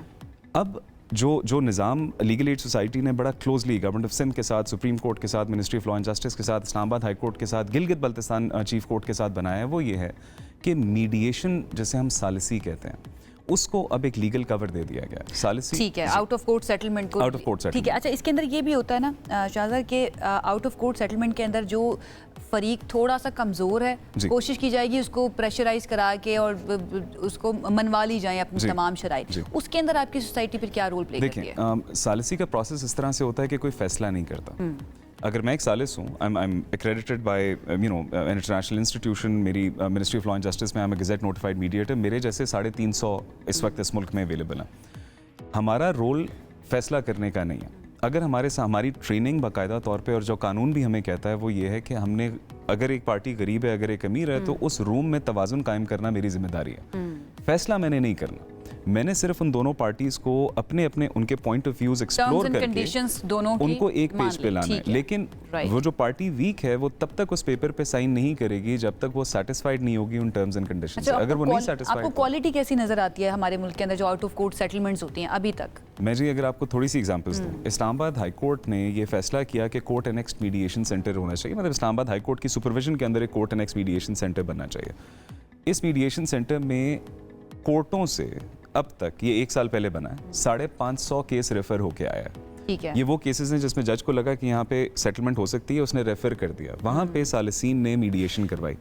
तकरीबन 60% केसेस में सेटलमेंट हुई है और एक भी सेटलमेंट एग्रीमेंट के खिलाफ अभी तक कोई इन्फोर्समेंट की प्रोसीडिंग नहीं गई। जिस पे साइन हुआ वो कोर्ट का ऑर्डर बन, कानून के मुताबिक एक राजीनामा जो है वो कोर्ट का ऑर्डर बन जाता है, वो नॉन अपीलेबल होता है। इन्फोर्समेंट की एक में ज़रूरत नहीं पड़ी। मेरा अपना जो हमारा सेंटर है लीगल एड सोसाइटी का, उसमें अब तक हम 450 केसेस ले चुके हैं। ठीक है। तकरीबन 78% केसेस में हमने सेटलमेंट करवाई है with in a span of 20 days, और इसमें एक अभी तक इन्फोर्समेंट कंप्लेंट नहीं है। मैं आपको सबसे रीसेंट एग्जांपल देता हूं जो पाकिस्तान की हिस्ट्री का एक प्रेसिडेंट अभी सेट हुआ है। बेंच 1 से, which is the honourable chief justice, और उनके साथ जस्टिस मियां गुल हसन औरंगजेब थे, उनके कोर्ट से एक तकरीबन 12 साल पुराना डिस्प्यूट, बाप और बेटियों का झगड़ा, रेफर हुआ एक मीडिएशन, दोनों पार्टीज लाहौर की थी, लाहौर में एक मीडिएटर हैं सारा तारड़ उनका नाम है, उनको रेफर हुआ। ठीक है। 5 हफ्ते में वो सेटलमेंट एग्रीमेंट 5 हफ्ते में, ठीक है, वो कोर्ट में फाइल चल रहा था 12 सालों से, 12 साल से, दिहाई से ज्यादा से चल रहा था। 5 ठीक हफ्ते है। सिर्फ पार्टी। देखिए, हमारा अदालती निज़ाम इसलिए नहीं बनाया गया कि इंसान की डिग्निटी पे हाथ रखा जाए या इंसान के इंटरेस्ट को एक्सप्लोर किया जाए। आपके रेप के, टेररिज्म के, किडनैपिंग के केसेस पड़े हैं जिस पे जुडिशरी को फोकस करने की ज़रूरत है। हमने जुडिशरी को फंसाया हुआ है मुर्गी चोरी के केसेस में, और रेंटर एविक्शन के केसेस में, और रिकवरी ऑफ मनी के केसेस में, और डावरी के केसेस में। ये तमाम वो केसेस हैं जिनमें एक्चुअली सालिसी की गुंजाइश होती है। अग्रीड। लेकिन आपको नहीं लगता कि एक बैलेंस भी कायम रहना चाहिए? अगर जो अदालतें हैं उनके ऊपर बोझ ज़्यादा है तो ये एक आम, ये मेरा उस तरह से मसला नहीं होगा। मैं तो चाहूंगी कि मेरा मामला कोर्ट के अंदर जाए, अगर मैं नहीं मानती हूँ कि मैं आउट ऑफ कोर्ट सेटलमेंट करना चाहती हूँ, तो मुझे लगता है एक बैलेंस होना बहुत ज़्यादा ज़रूरी है। बहुत ही ज़बरदस्त ये सोसाइटी जो है काम करिए। मुस्तकबिल के क्या प्लान्स हैं, कैसे इसको मज़ीद बेहतर बनाना है, और क्या इसका दायरा मज़ीद वसी हो सकता है, दूसरे सूबों में भी जा सकता है? 2-3 बड़ी ज़बरदस्त चीज़ें बताऊँ, बिकॉज ये मीडिया में उस तरह से कवर नहीं हुआ। पाकिस्तान बड़ी कोशिश कर रहा है कि इंटरनेशनल इन्वेस्टमेंट पाकिस्तान में लाई जाए, एंड वी नीड इट। मतलब हमारी जो मतलब एक our economy needs it. Pakistan ने बड़े रिसेंटली 2 बड़े डिसीजंस हुए हैं। अब मैं उनको 3 बड़े डिसीजंस हुए हैं। पहली चीज़ तो ये कि एक कन्वेंशन है, इंटरनेशनल कन्वेंशन, जिसको हम सिंगापुर कन्वेंशन कहते हैं, वो साइन हुई है। सिंगापुर कन्वेंशन की वजह से इन्वेस्टर जो है वो डिस्प्यूट रेजोल्यूशन के निज़ाम में थोड़ा सा आपके इसलिए ज़्यादा ट्रस्ट करता है क्योंकि अब वहाँ पे सालिसी की बाकायदा गुंजाइश मौजूद है। We have 30 seconds. जी please. And then we also signed an international organisation on mediation, का सीपेक का रूट है कि सीपेक पे कोई भी डिस्प्यूट है वो मीडिएशन में जा सकता है। ठीक है। लास्ट चीज़ जो हुई है वो कल ख़त्म हुई है कि Lahore University of Management Sciences LUMS के 18 फैकल्टी मेंबर्स को बाकायदा तौर पे एक्रेडिटेड सालिसीन मीडिएटर्स के तौर पे ट्रेन किया गया है। पाकिस्तान की हिस्ट्री में पहली दफ़ा हुआ है कि एक educational institute has actually trained its faculty as mediator. So this actually shows you कि आगे जाके परहैप्स हमारा निज़ाम उस तरफ जा रहा है कि पहले सालिसी करवाइए, अगर नहीं बात बनती तो अदालत। वी सर्टेनली होप सो, हमारी उम्मीद है। ये बहुत शुक्रिया शाहज़ाद इलाही साहब हमारे साथ मौजूद है। बड़े अच्छे तरीके से उन्होंने एक्सप्लेन किया कि किस तरह से जो कानून है या कानूनी पेचीदगियाँ हैं उनको समझने के लिए लोगों की हेल्प भी कर रही है ये सोसाइटी, और उसके साथ साथ उन लोगों की हेल्प भी कर रही है जो अफोर्ड नहीं कर सकते हैं या जिनको समझ नहीं है सारे लीगल सिस्टम की। मेरे जैसे लेमैन को नहीं समझ होती है, तो उसके लिए हमें इस तरह के लोगों की ज़रूरत होती है। Once again thank you Shahzad. एक ब्रेक की तरफ जाते हैं, ब्रेक से वापस आएंगे तो कुछ मज़ीद बात करेंगे। दीगर सेगमेंट्स हमारे पास मौजूद हैं, साथ रहिए। खुशामदीद आपको कहेंगे एक मरतबा फिर सुबह से आगे में, और अब इस सेगमेंट में आपको आपके बचपन में लेकर चलते हैं। ये बचपन जेनजीज के लिए तो नहीं होगा, लेकिन मिलेनियल्स जो हैं उनके लिए लाजमी होगा, क्योंकि हम सबको याद है जादू और बचपन की वो यादों से भरपूर वो एक ड्रामा जिसका नाम था ऐनक वाला जिन। वो एक मरतबा फिर से स्क्रीन पर जगमगाने को तैयार है। जी हाँ, एक मरतबा फिर से आपको स्क्रीन के ऊपर नजर आएगा। 90 की दिहाई का सुपर हिट ड्रामा था ऐनक वाला जिन। हर बच्चे को याद है, मुझे भी याद है, मैं भी काफ़ी छोटी थी, लेकिन हम देखते थे, हमें याद है, हमें वो सारे किरदार भी याद हैं। जो हामून जादूगर था, बेल बतौड़ी थी। अब ये ऐनक वाला जिन ड्रामा जो है HD में नशर हो रहा है। वो तमाम बच्चे जो नहीं जानते कि ऐनक वाला जिन जो है ना वो हमारे दौर में क्या चीज़ हुआ करता था, और कितने ग्लासेस पहन के ना हम भी फिर रहे होते थे कि हम ऐनक वाला जिन है, कोई बिल बतौड़ी की आवाज़ निकाल रहा है, कोई ज़कूटा जिन की आवाज़ निकाल रहा है, मुझे काम बताओ मैं क्या करूँ। ये तो प्रॉपर डायलॉग बन चुका था। बहरहाल जी, ये अवेलेबल होगा यूट्यूब के ऊपर, आप देख सकते हैं, आप अपने बच्चों को भी दिखा सकते हैं। हमारे साथ जो इस वक्त मेहमान मौजूद हैं, एक तो उनका ताल्लुक वो इन्हीं किरदारों में से एक हैं जिन्होंने निभाया था हामून जादूगर का किरदार। उनसे आपकी मुलाकात करवाएंगे, लेकिन एक और ख़ास बात है जिसकी वजह से आज हमने उनको दावत दी, और वो ये है कि गुज़श्ता 15 सालों से इन्होंने तमाम किरदारों को ज़िंदा रखा हुआ है, और यही नहीं बल्कि इन किरदारों की कहानियाँ जो हैं वो आगे भी बढ़ती जा रही हैं। बात हो रही है हामून जादूगर की, तो उन्होंने लाहौर अलहमरा आर्ट्स काउंसिल में ऐनक वाला स्टेज शो लाहौर पेश किया जाता है, जिसमें ज़कूटा जिनके बच्चे भी हो चुके हैं, बिल बतौड़ी भी है, उसके साथ साथ उनकी आगे की नस्लें जो हैं वो भी मौजूद है। अब इसमें कौन सा हिस्सा किसके हिस्से में आ रहा है, इस पर बात कर लेते हैं। हमारे साथ मौजूद हैं हसीब पाशा साहब, हमें वो ज्वाइन कर रहे हैं लाहौर से, उनसे बात करते हैं। और हामून जादूगर का किरदार उन्होंने निभाया था। Thank you so much Haseeb साहब। आपको क्या कहूँ, आपको पसंद क्या है कि मैं आपको हसीब के नाम से इंट्रोड्यूस करवाऊँ या फिर हामून जादूगर के नाम से इंट्रोड्यूस करवाऊँ? सबसे पहले तो ये बताइएगा। मेरा ख्याल है कि हसीब पाशा को तो शायद घर वाले या दफ्तर वाले जानते हैं, हामून जादूगर को पूरी दुनिया जानती है। कि वो ऐसा ही है। 42 मुल्कों में दिखाया जाता था उस वक्त। तो हमू जादूगर ही ठीक है, ये पहचान। और ये हर फनकार चाहता है कि मुझे एक नाम मिले। जिस तरह देखें मोमो को नाम मिल गया, अजीजी को एक नाम मिल गया, जान रैम्बो को मिल गया, डायरेक्ट हवालदार को मिल गया। तो ये मेरी भी खुशकिस्मती है कि हम उस वक्त नए नए थे और हमें एक हमू जादूगर का नाम मिल गया। ये एक हर फनकार की ख्वाहिश होती है। वरना आप देखें कि कई फनकार आपको नजर आएंगे, आप कहते हैं यार ये टीवी आर्टिस्ट है या स्टेज आर्टिस्ट है, और लेकिन आपको उसका नाम बड़ी भी पता कामयाबी होता भी यही तो होती है किसी भी आर्टिस्ट की कि उसका किरदार जो है वो अमर हो जाए हमेशा के लिए और वो अपने किरदार के नाम से जाना जाए। तो डेफिनेटली ये बहुत बड़ी अचीवमेंट है हमून जादूगर के लिए भी। थोड़ा सा मैं आपको जरा माजी में लेकर जाती हूँ, आपको ये किरदार मिला कैसे था? आपने ऑडिशन किया या आपके पास कोई आया? थोड़ी सी जरा वो कहानी बताइए कि कैसे आपको पसंद आया कि हाँ ये जो किरदार है ये अच्छा है, ये मैं करूँगा। असल में नहीं, मैं जो मिले हफीज ताहिर साहब हमारे प्रोड्यूसर थे, उनका एक मैंने ड्रामा किया था तलाश। उसमें एक नेगेटिव रोल था मेरा, वो 12-13 किस्तें थी वो उसकी।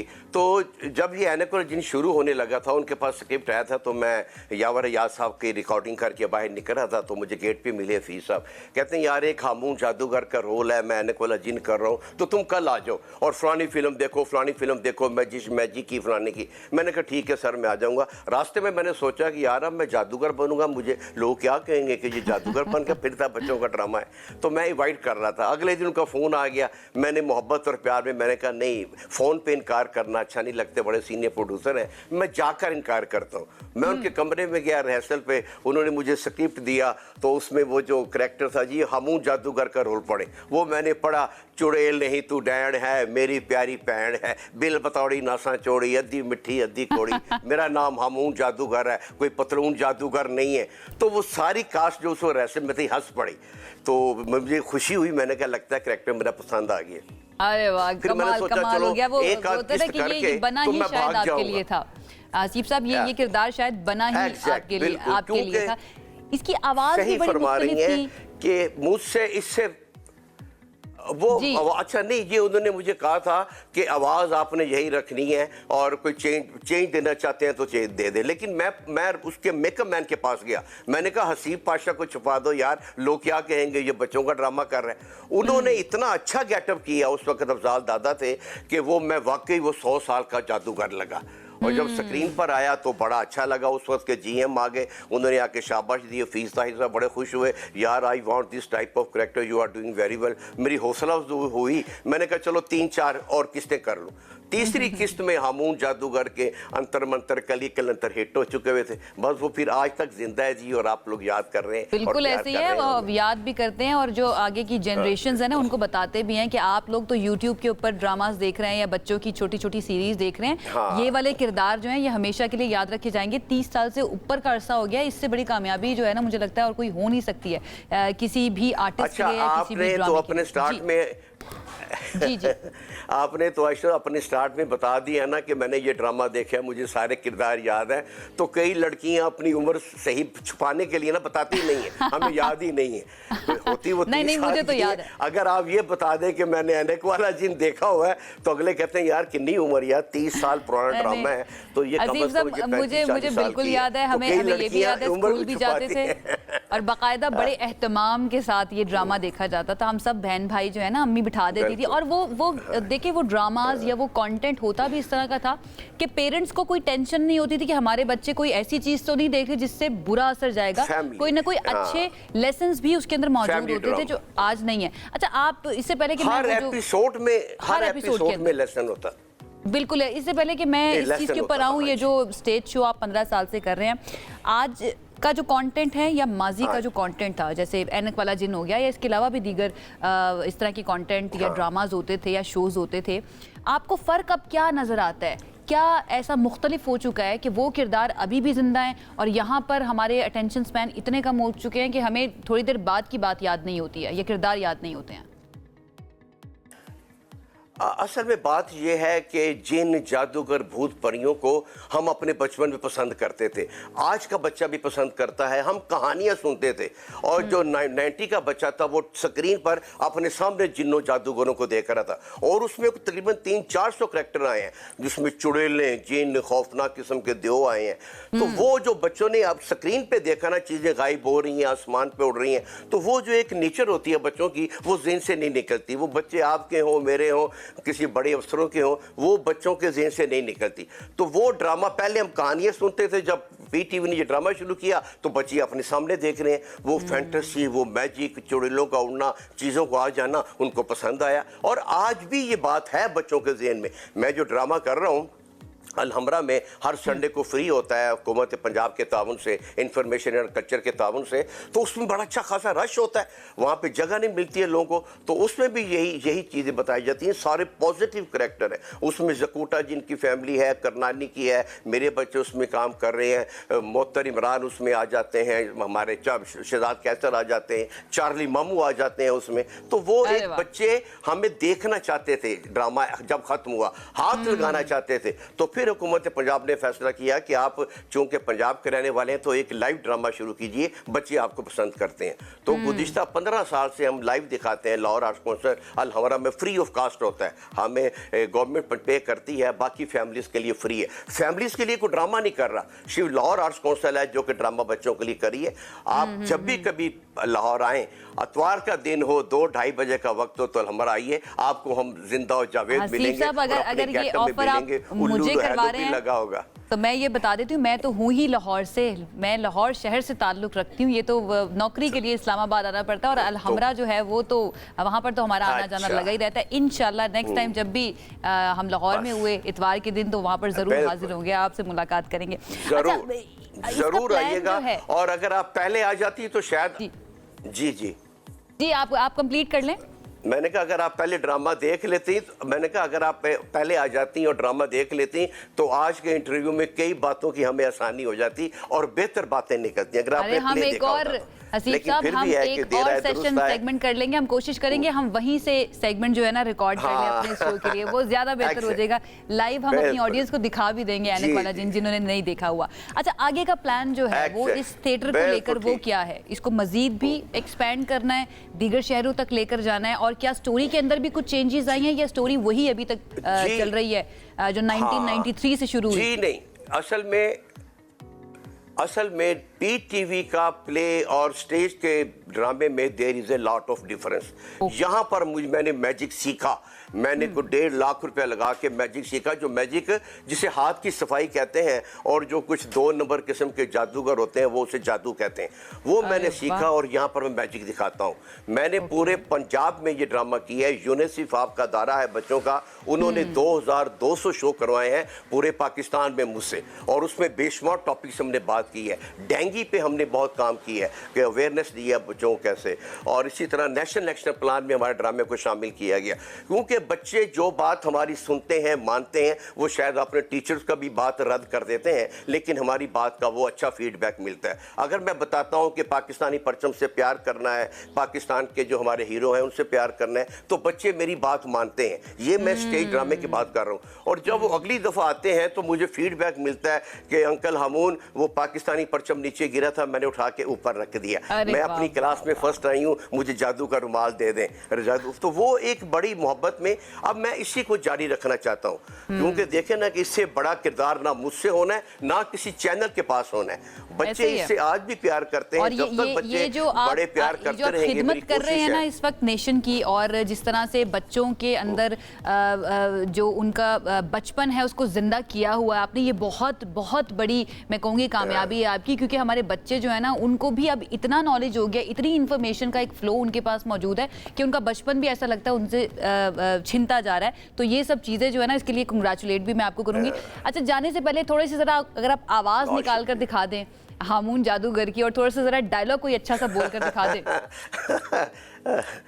अच्छा, असल में तो वो बात है कि जो हफीज ताहिर हमारे कहते थे कि ना ये ऑफिसर लगता है ना ये आर्टिस्ट लगता है, लेकिन जब ये गेटअप करता है, दाढ़ी लगाता है, तो पता नहीं इसको क्या हो जाता है कि वाकई इस पे जादू हो जाता है। फिर ये जो एक्टिंग करता है उसका नेमुल बदल कोई नहीं है। तो वो मंत्र था, पहले मैं सुना देता हूँ। इसी तरह बिल बतौड़ी को बुलाने वाला मंत्र था, जकोटा को बुलाने वाला था, बिल बतौड़ी का था घुम घुम घुमा छुम छुम छुमा कच्छ कुमा चल चल चक्री बिन बिन बकरी बिल बतौड़ी नासा चौड़ी खाले कचौरी मैं हूं चंदा तू अचकोरी आजा कौमन कौमन कौमन। अरे मैंने कहा था ना चुड़ैल नहीं तू डैन है, मेरी प्यारी बहन है, शोनिया यादियां पालियां। अरे ओ बिल बतौड़ी नासा चौड़ी अद्धी मिठी अद्धी कौड़ी आई एम सॉरी। और जकोटा को बुलाता था चौ चौ चीची चौ चौ चीची चिचो चिच गंडेरियां खा गया जिन छोटा कंडे वाली बेरियां बीच उनके बूटा सच की कुमड़ केरियां कौन है उनमें झूठा जहां कहीं भी है तो आ जाओ जकूटा कौमन कौमन कौमन। और वो आ जाता था ज़ैबिनाट मुझे काम बताओ मैं क्या करूं मैं किसको खाऊं।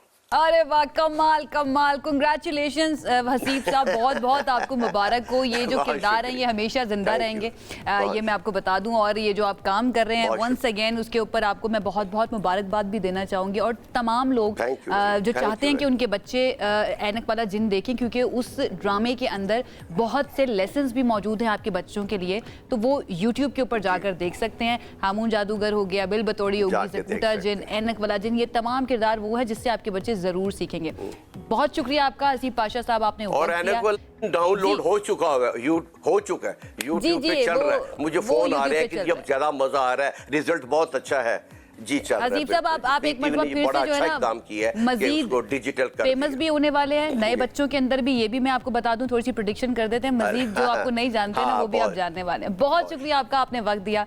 हसीब पाशा साहब हामून जादूगर का किरदार निभाने वाली शख्सियत जनाब मौजूद थे। बड़ी ज़बरदस्त और मज़े की गुफ्तगू उनके साथ रही है। आप भी अगर चाहते हैं कि अपने बच्चों को ऐनक वाला जिन दिखाएं तो यूट्यूब के ऊपर जाकर दिखा सकते हैं। अब एक ब्रेक की तरफ जाते हैं, ब्रेक से वापस आएंगे, साथ रहिए। Welcome back once again. अब बात करते हैं एक और अहम मामले की, जो कि थोड़ा सा अफसोसनाक भी है। मैं जब भी इसके बारे में पढ़ती हूँ तो मुझे एहसास होता है कि पाकिस्तान और एक कंट्री अफ़गानिस्तान, ये दो कंट्रीज ऐसी रह गई हैं जहाँ पर पोलियो है, बाकी पूरी दुनिया से इरेडिकेट हो चुका है। लेकिन फिर भी पाकिस्तान की पूरी कोशिश होती है, इस तरह की कैंपेन्स जो हैं वो हर कुछ अरसे के बाद हमें मुल्क भर के अंदर नज़र आ रही होती हैं। ऐसी ही एक कैंपेन पोलियो से बचाव की वो कामयाबी के साथ मुकम्मल कर ली गई है। और ये रवां साल की तीसरी कौमी पोलियो मुहिम थी, जो कि 26 अप्रैल से शुरू हुई थी और 1 मई तक ये जारी रही थी। 4.5 करोड़ से ज़ायद बच्चों को इसमें पोलियो से बचाव के कतरे पिलाए जा चुके हैं। अच्छा, ये मुहिम जो है ये ना सिर्फ पाकिस्तान की इंसदादे पोलियो की तारीख में एक और संगे मिला, बल्कि आलमी बरादरी को भी ये एक पैगाम देती है कि पाकिस्तान कितना ज़्यादा संजीदा है इस वायरस के ख़ात्मे के लिए, और कितना ज़्यादा पुरअज़्म है, और इस पर कितना ज़्यादा काम कर रहा है। हज़ारों फ्रंट लाइन वर्कर्स ऐसे होते हैं जो घर घर जाते हैं, जिनकी जानों को भी समटाइम्स ख़तरा होता है। इस तरह की हमें खबरें भी आती हैं कि उनकी जानों को भी खतरा होता है और उनको अपनी जान बचाकर वहाँ से भागना पड़ता है। फिर सिक्योरिटी इदारे कितने ज़्यादा इन्वॉल्व हो जाते हैं उनको महफूज बनाने के लिए। तो एक बहुत बड़ा स्ट्रक्चर है, एक पूरा निज़ाम है जो इन कैंपेन्स को लेकर चलता है और इसके ऊपर काम करता है। और अल्हम्दुलिल्लाह ये तीसरी पोलियो कैंपेन इस साल की ये मुकम्मल हो चुकी है कामयाबी के साथ। इस पर बात करने के लिए आज हमारे साथ मौजूद है तर्जुमान पाकिस्तान पोलियो प्रोग्राम रहमान साहब, स्टूडियोज़ में हमारे साथ मौजूद है। उनसे बात करते हैं इस कैंपेन के बारे में। जिया साहब, थैंक यू सो मच हमें ज्वाइन करने के लिए। कैसे हैं आप? ठीक ठाक हैं? अस्सलाम वालेकुम, कैसी हैं आप? Thank you for inviting me to your show. Glad to have you. सबसे पहले तो ये जो तीसरी कैंपेन कामयाबी के साथ मुकम्मल हुई है, इस पर मुबारकबाद मैं आपको दूंगी। थोड़ा सा ज़रा इसके बारे में बता दें, पूरा सिस्टम जो है किस तरह से काम कर रहा होता है? देखिए आयशा, जैसे आपने शुरू में बताया कि पाकिस्तान इस वक्त दुनिया के 2 ममालिक में से है, हम अफ़गानिस्तान और पाकिस्तान, जहाँ पर पोलियो वायरस अभी मौजूद है। अगर आप देखें दुनिया में 195 ममालिक हैं और 193 ने इसको क्लियर किया हुआ है, पोलियो एरेडिकेट हुआ है, सिर्फ 2 मुल्क रह गए हैं। और इसका मतलब ये कि 99% दुनिया पोलियो फ्री है।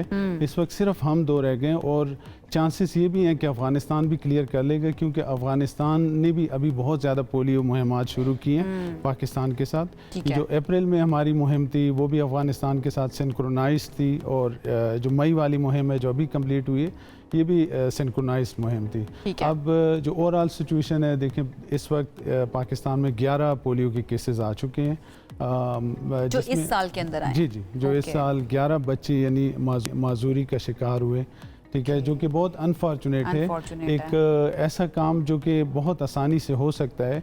99% वालिदैन बच्चों को पोलियो के कतरे पिलाते हैं, लेकिन जो 1% रह जाते हैं वो इस वक्त हमारे लिए भी चैलेंज है, पूरे मुल्क के लिए चैलेंज है और इसमें पूरी दुनिया के लिए चैलेंज है, क्योंकि पोलियो फैल भी सकता है बहुत ज़्यादा अगर उस पर कंट्रोल ना किया जाए ना। ऐसा ही है। अच्छा, ये जो केसेस हैं इनके ऊपर आने से पहले मैं चाहूँगी कि इस मुहिम के बारे में आप टारगेट्स बता दें। टारगेट क्या थे और क्या उन टारगेट्स को अचीव किया गया है? अभी तक 4.5 करोड़ ही बच्चों का टारगेट रखा गया था या इससे ज़्यादा था? जो पोलियो मुहिमात होती हैं उसमें हम 5 साल से कम उम्र के बच्चों को पोलियो के कतरे पिलाते हैं। तो जो 26 मई से कैंपेन शुरू हुई थी उसमें हमारा टारगेट था 4.5 करोड़ बच्चे, ठीक है, जो 5 साल से कम उम्र के, और 4 सूबों में, AJK और गिलगित बल्तिस्तान में। तो इसमें जैसे मैं कह रहा हूँ 99% टारगेट अचीव हुआ, यानी 4.5 करोड़ के करीब तकरीबन टारगेट अचीव हुआ। 1-2 लाख का जो टारगेट है वो अभी तक हम अचीव नहीं कर सके बिकॉज ऑफ मैनी रीजंस। उसमें पेरेंट्स जो है कभी रिफ्यूज़ कर जाते हैं, बहुत सारे ऐसी जगहों पे हमारी टीम्स उनके साथ फिर काम कर रही होती हैं उनको कन्विंस करने के लिए। कुछ जगहों पे मकामी मसाइल होते हैं, कोई धरना हो जाता है, कोई और इश्यूज़ होते हैं, तो वहाँ पोलियो टीम नहीं पहुँच पाती। तो इस कैंपेन की एक बड़ी खूबी है कि 4.5 लाख के करीब फ्रंट लाइन वर्कर वो घर घर जाते हैं, जिसमें तकरीबन 2,25,000 ख़वातीन फ्रंट लाइन वर्कर्स होती हैं। और यू कैन इमेजिन कि इस वक्त जो गर्मी चल रही है, जो सीज़न चल रहा है स्पेशली इन कराची, बहुत सिवियर मौसम है, उसमें वो तकरीबन 6 से 7 घंटे एक घर जाकर वो पोलियो वैक्सीनेशन कर रहे थे। तो इट्स बहुत ही नेक काम है जनाब, मैं तो इसको एक नेक काम कहती हूँ, बहुत ही ज़रूरी भी है। अच्छा, इससे पहले कि मैं चैलेंजेस के ऊपर आऊँ कि पाकिस्तान अभी तक क्यों इरेडिकेट नहीं कर सका, या फिर हमारा प्लान क्या है कि हम, या हमारी उम्मीद क्या है कि कब तक ये ख़त्म हो जाएगा। ये जो 11 केसेस आए हैं अभी तक, एंड लास्ट आप बताए थे 1-2 दिन पहले GB से, गिलगित बल्तिस्तान से आया है, ये कौन कौन से इलाकों से आए हैं गिलगित बल्तिस्तान के अलावा, और कौन कौन से ऐसे इलाके या शहर ऐसे हैं जहाँ पर ये वायरस पाया गया है माहौलियाती नमूनों के अंदर, जो हम ब्रेक में भी बात कर रहे थे? देखिए, केसेस जो इस साल ज़्यादातर आए उन इलाकों से आए जहाँ वालिदैन बच्चों को पोलियो के कतरे नहीं पिलाते, या जहाँ हमारी कैंपेन्स में कुछ मसाइल रहे हैं, चैलेंजेस रही हैं। इसमें जो 11 केसेस हैं, इसमें 5 जनूबी खैबर पख्तूनख्वा से आए, जहाँ पे हमें एक्सेस का इशू है, जहाँ फ्रंट लाइन वर्कर्स घर घर नहीं जा पाती, ठीक है। इसके बाद 4 केसेस सिंध में आए, सिंध के मुख्तलिफ डिस्ट्रिक्ट से, और 1 केस पंजाब से आया और 1 गिलगित बल्तिस्तान से। तो गिलगित बल्तिस्तान पिछले 7 साल पोलियो फ्री रहा। इट्स वेरी अनफॉर्चुनेट कि वहाँ से केस आया, और ये इस चीज़ को भी साबित करता है कि पोलियो बहुत तेज़ी से फैलता है। अब जो भी बलूचिस्तान का नाम नहीं लिया, इसका मतलब है कि बलूचिस्तान से जी कोई केस इस साल नहीं आया? जी, फॉर्चुनेटली अल्हम्दुलिल्लाह इस साल अब तक कोई केस नहीं आया, और हम कोशिश कर रहे हैं कि ना आए। इंशाल्लाह हमारी इस साल बड़ी अच्छी कैंपेन्स हो रही हैं बलूचिस्तान में, लेकिन क्योंकि it's a bordering area, Afghanistan का उस तरफ इलाका भी है और इसमें वायरस की सर्कुलेशन लगी रहती है, तो अगर वालिदैन से हम बार बार अपील भी करते हैं कि बच्चों की वैक्सीनेशन जारी रखें, इंशाल्लाह वहाँ से केस नहीं आएगा। ठीक है। अच्छा, ये KP से आपने बताया कि ज़्यादा केसेस आए हैं और दीगर सूबों से भी आए हैं, वहाँ पे ज़्यादा केसेस आने की वजह क्या है? कि पोलियो के कतरे नहीं पिलाए गए, या फिर वहाँ पर ज़्यादा वो पाया गया है, पोलियो वायरस ज़्यादा पाया गया है, जिसकी वजह से ये केसेस सामने आए हैं? इस वक्त जैसे आपने शुरू में पूछा, तो पोलियो तकरीबन वायरस जो है तकरीबन 50 से ज़्यादा इलाकों में पाकिस्तान के जो माहौलियाती नमूने हैं, जो हम एनवायरमेंटल सैंपल्स कलेक्ट करते हैं हर महीने के स्टार्ट में और एंड में, तो उसमें तकरीबन 50 से ज़्यादा इलाकों में हमें नज़र आ रहा है कि वायरस मौजूद है सीवरेज लाइंस में। और इसकी यही वजह है कि हम बार बार कैंपेन्स कर रहे हैं ताकि बच्चों की कुव्वत मुदाफ़अत बरकरार हो, ठीक है। अब जहाँ जिन इलाकों से ज़्यादा केसेस आए हैं उसकी बुनियादी वजह ये कि वहाँ पे कैंपेन्स के चैलेंजेस थे, जिसमें जैसे साउथ KP है, कुछ वहाँ के एक्सेस के इश्यूज थे, पोलियो टीम्स वहाँ जा नहीं पा रही थी, वहाँ पे लोकल कुछ ऐसे मसाइल थे जिसकी वजह से उनकी सिक्योरिटी कंप्रोमाइज़ हो सकती थी। तो इन इलाकों की वजह से इन इलाकों में फिर ये केसेस आ रहे हैं अब। ठीक है। अच्छा, ये जो GB का आप बता रहे थे कि 7 साल के बाद यहाँ पर एक नया केस सामने आया, ये किस तरह से सामने आया? क्योंकि मेरे लिए बड़ा सरप्राइजिंग था, जो मैं आपको ब्रेक में भी कही थी, कि गिलगित बल्तिस्तान से केस सामने आया, क्योंकि वहाँ पर रेजिस्टेंस की आज तक हमने खबरें सुनी नहीं है कि रेजिस्ट किया गया हो कि पोलियो के कतरे बच्चों को नहीं पिलाने। वहाँ पर फिर किस तरह से ये केस आया?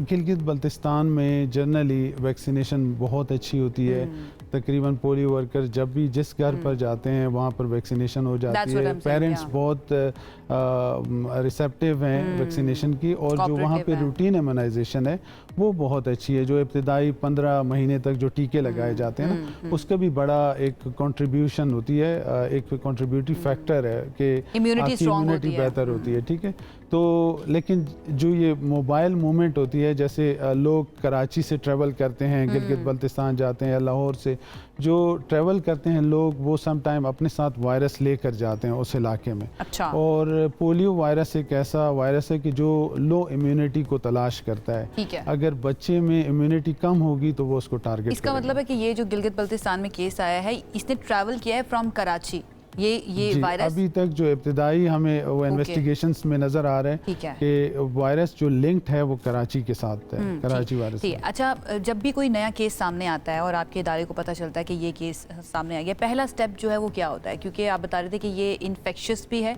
और कंटेजियस भी है, तो फौरी तौर पर फिर क्या किया जाता है? उसके टेस्ट करवाए जाते हैं या क्या प्रोटोकॉल्स क्या हैं?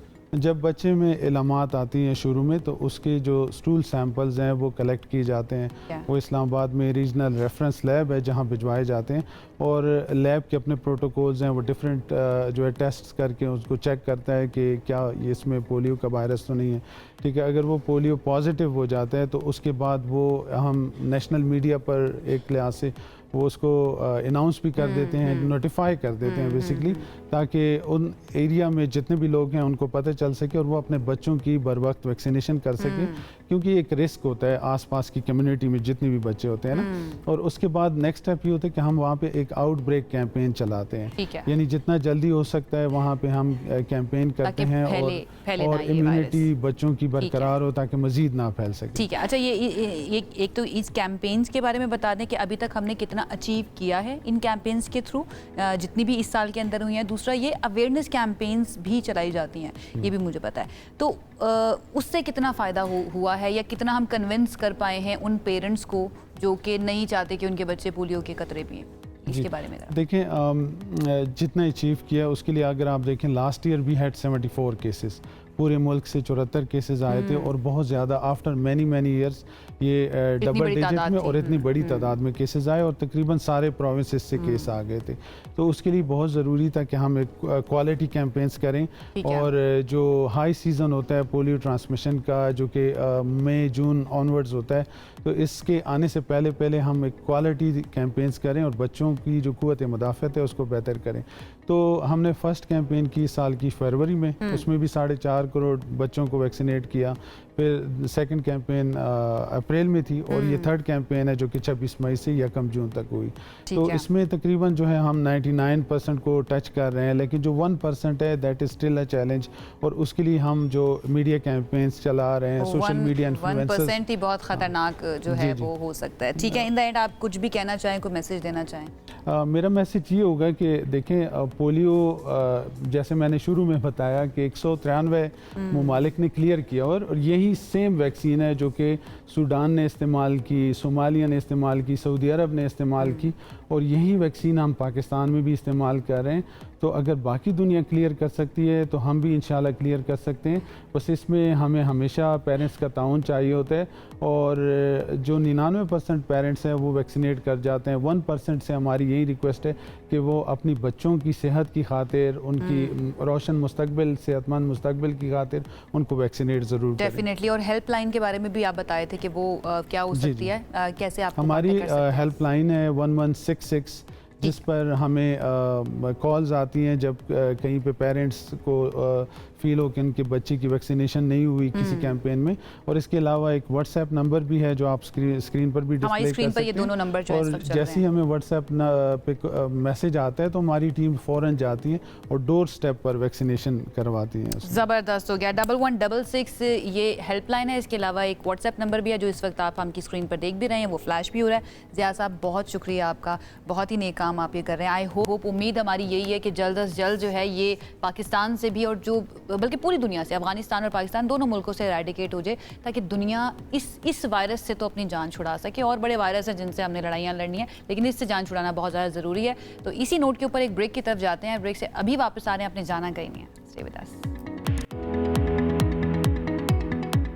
This segment is brought to you by Jazz and Allied Bank Limited.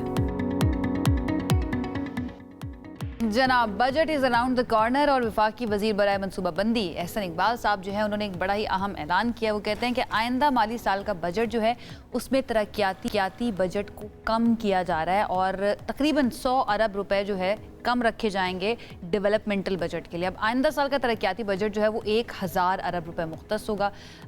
सवाल ये है कि इसका फ़ायदा जो है वो आवाम को किस हद तक हो सकता है या बजट के अंदर इसको किस तरह से एडजस्ट किया जा सकता है। माहिरीन जो हैं वो ये कह रहे हैं कि हुकूमत का ये फ़ैसला मुआशी दबाव, माली खसारे, IMF की मुमकिन शराइत की रोशनी में किया जा रहा है, यानी कि IMF जो हमें डिक्टेट कर रही है उसकी रोशनी में ये सारे फैसले किए जा रहे हैं। लेकिन क्या वाकई में ऐसा है और क्या ये तमाम शराइत जो हैं IMF की ये पाकिस्तान की आवाम के लिए फ़ायदेमंद हो सकती हैं? क्या महंगाई को कम कर सकती हैं या किसी हद तक या कुछ भी इस बजट के अंदर आवाम को फ़ायदा हो सकता है या नहीं हो सकता? इस पर बात करते हैं और हमारे साथ मौजूद हैं ये सब कुछ हमें समझाने के लिए फरहान बुखारी साहब, माहिर मईशत हैं। हर रोज़ आप इनको देखते हैं हमारे शो। वेलकम करते हैं आपको सर। अस्सलाम वालेकुम। जी अस्सलाम वालेकुम। कैसे हैं आप? अल्हम्दुलिल्लाह। ज़बरदस्त। तरक्याती बजट कम हो रहा है 100 अरब के करीब, कुछ फ़ायदा होगा आवाम को इसका?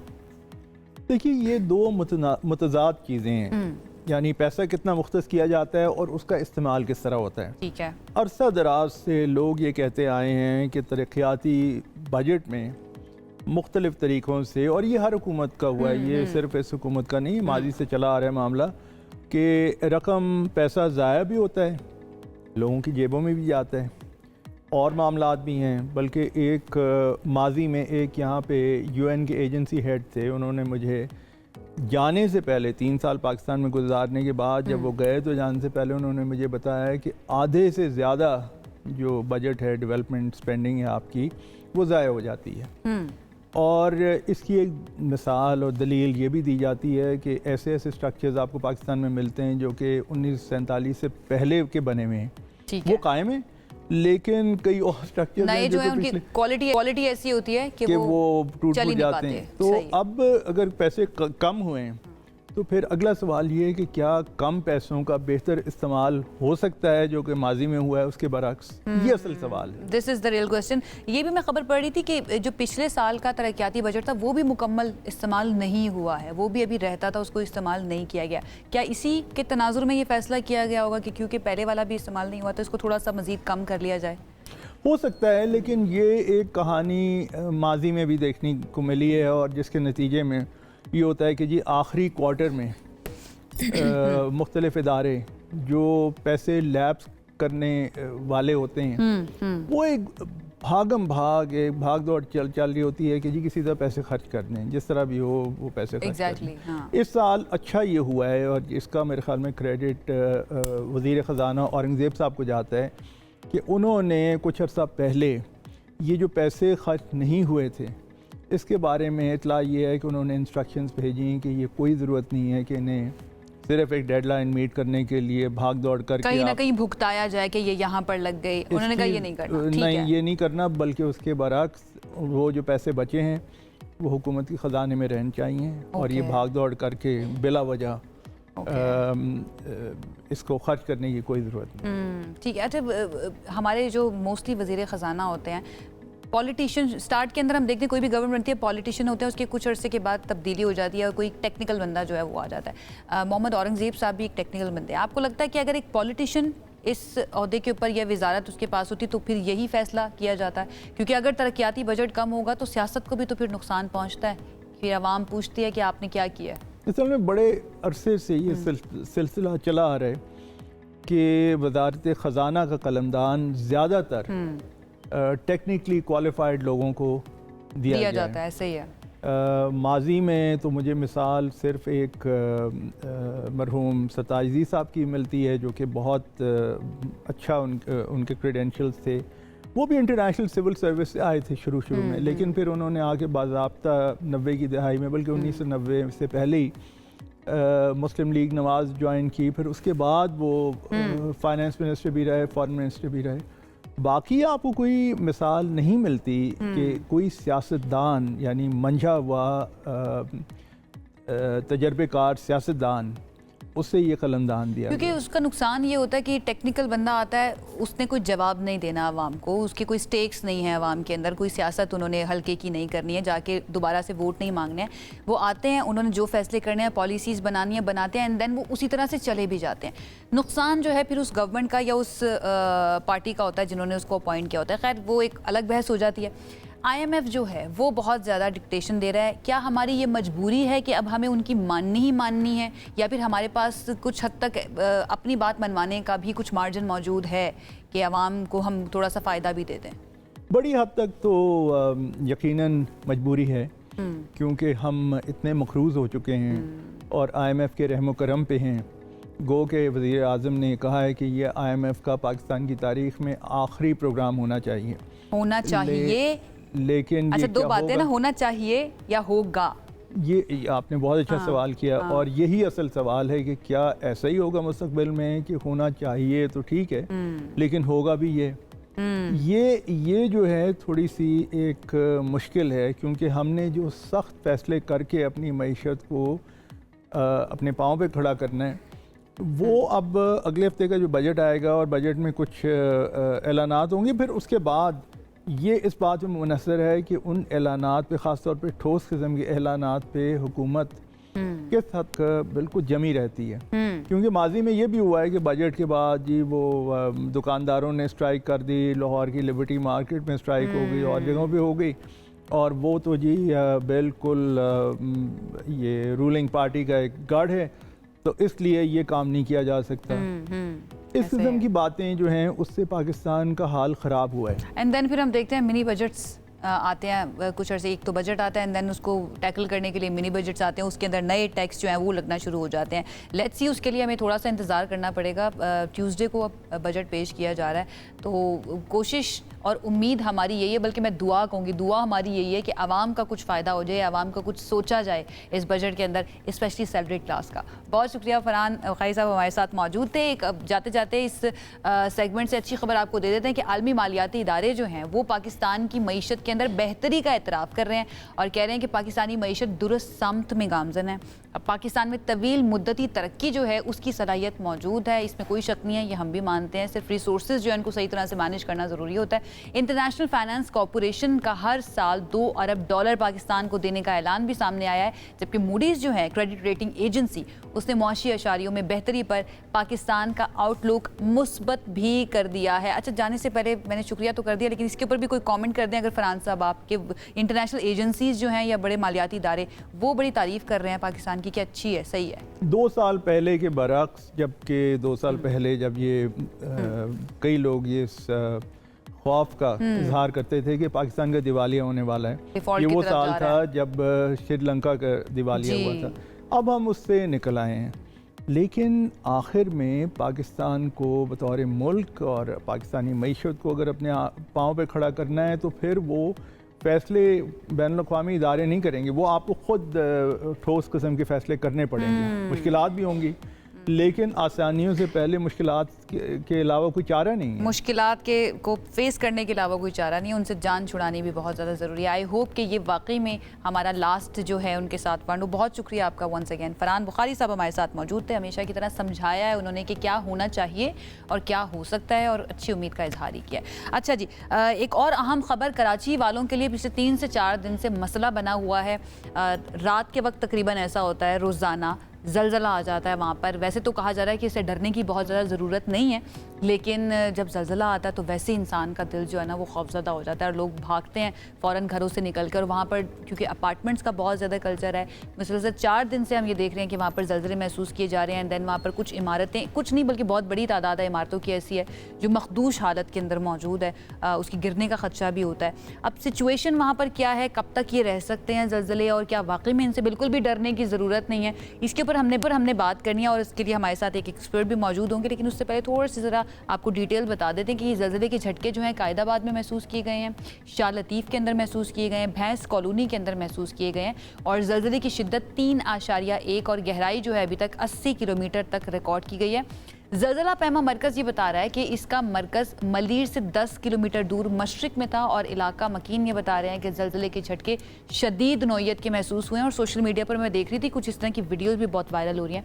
अभी तक अल्हम्दुलिल्लाह किसी जानी और माली नुकसान की इत्तला नहीं मिली है और हमारी दुआ भी यही है कि इस तरह की कोई खबर जो है ना वो हम तक ना पहुँचे।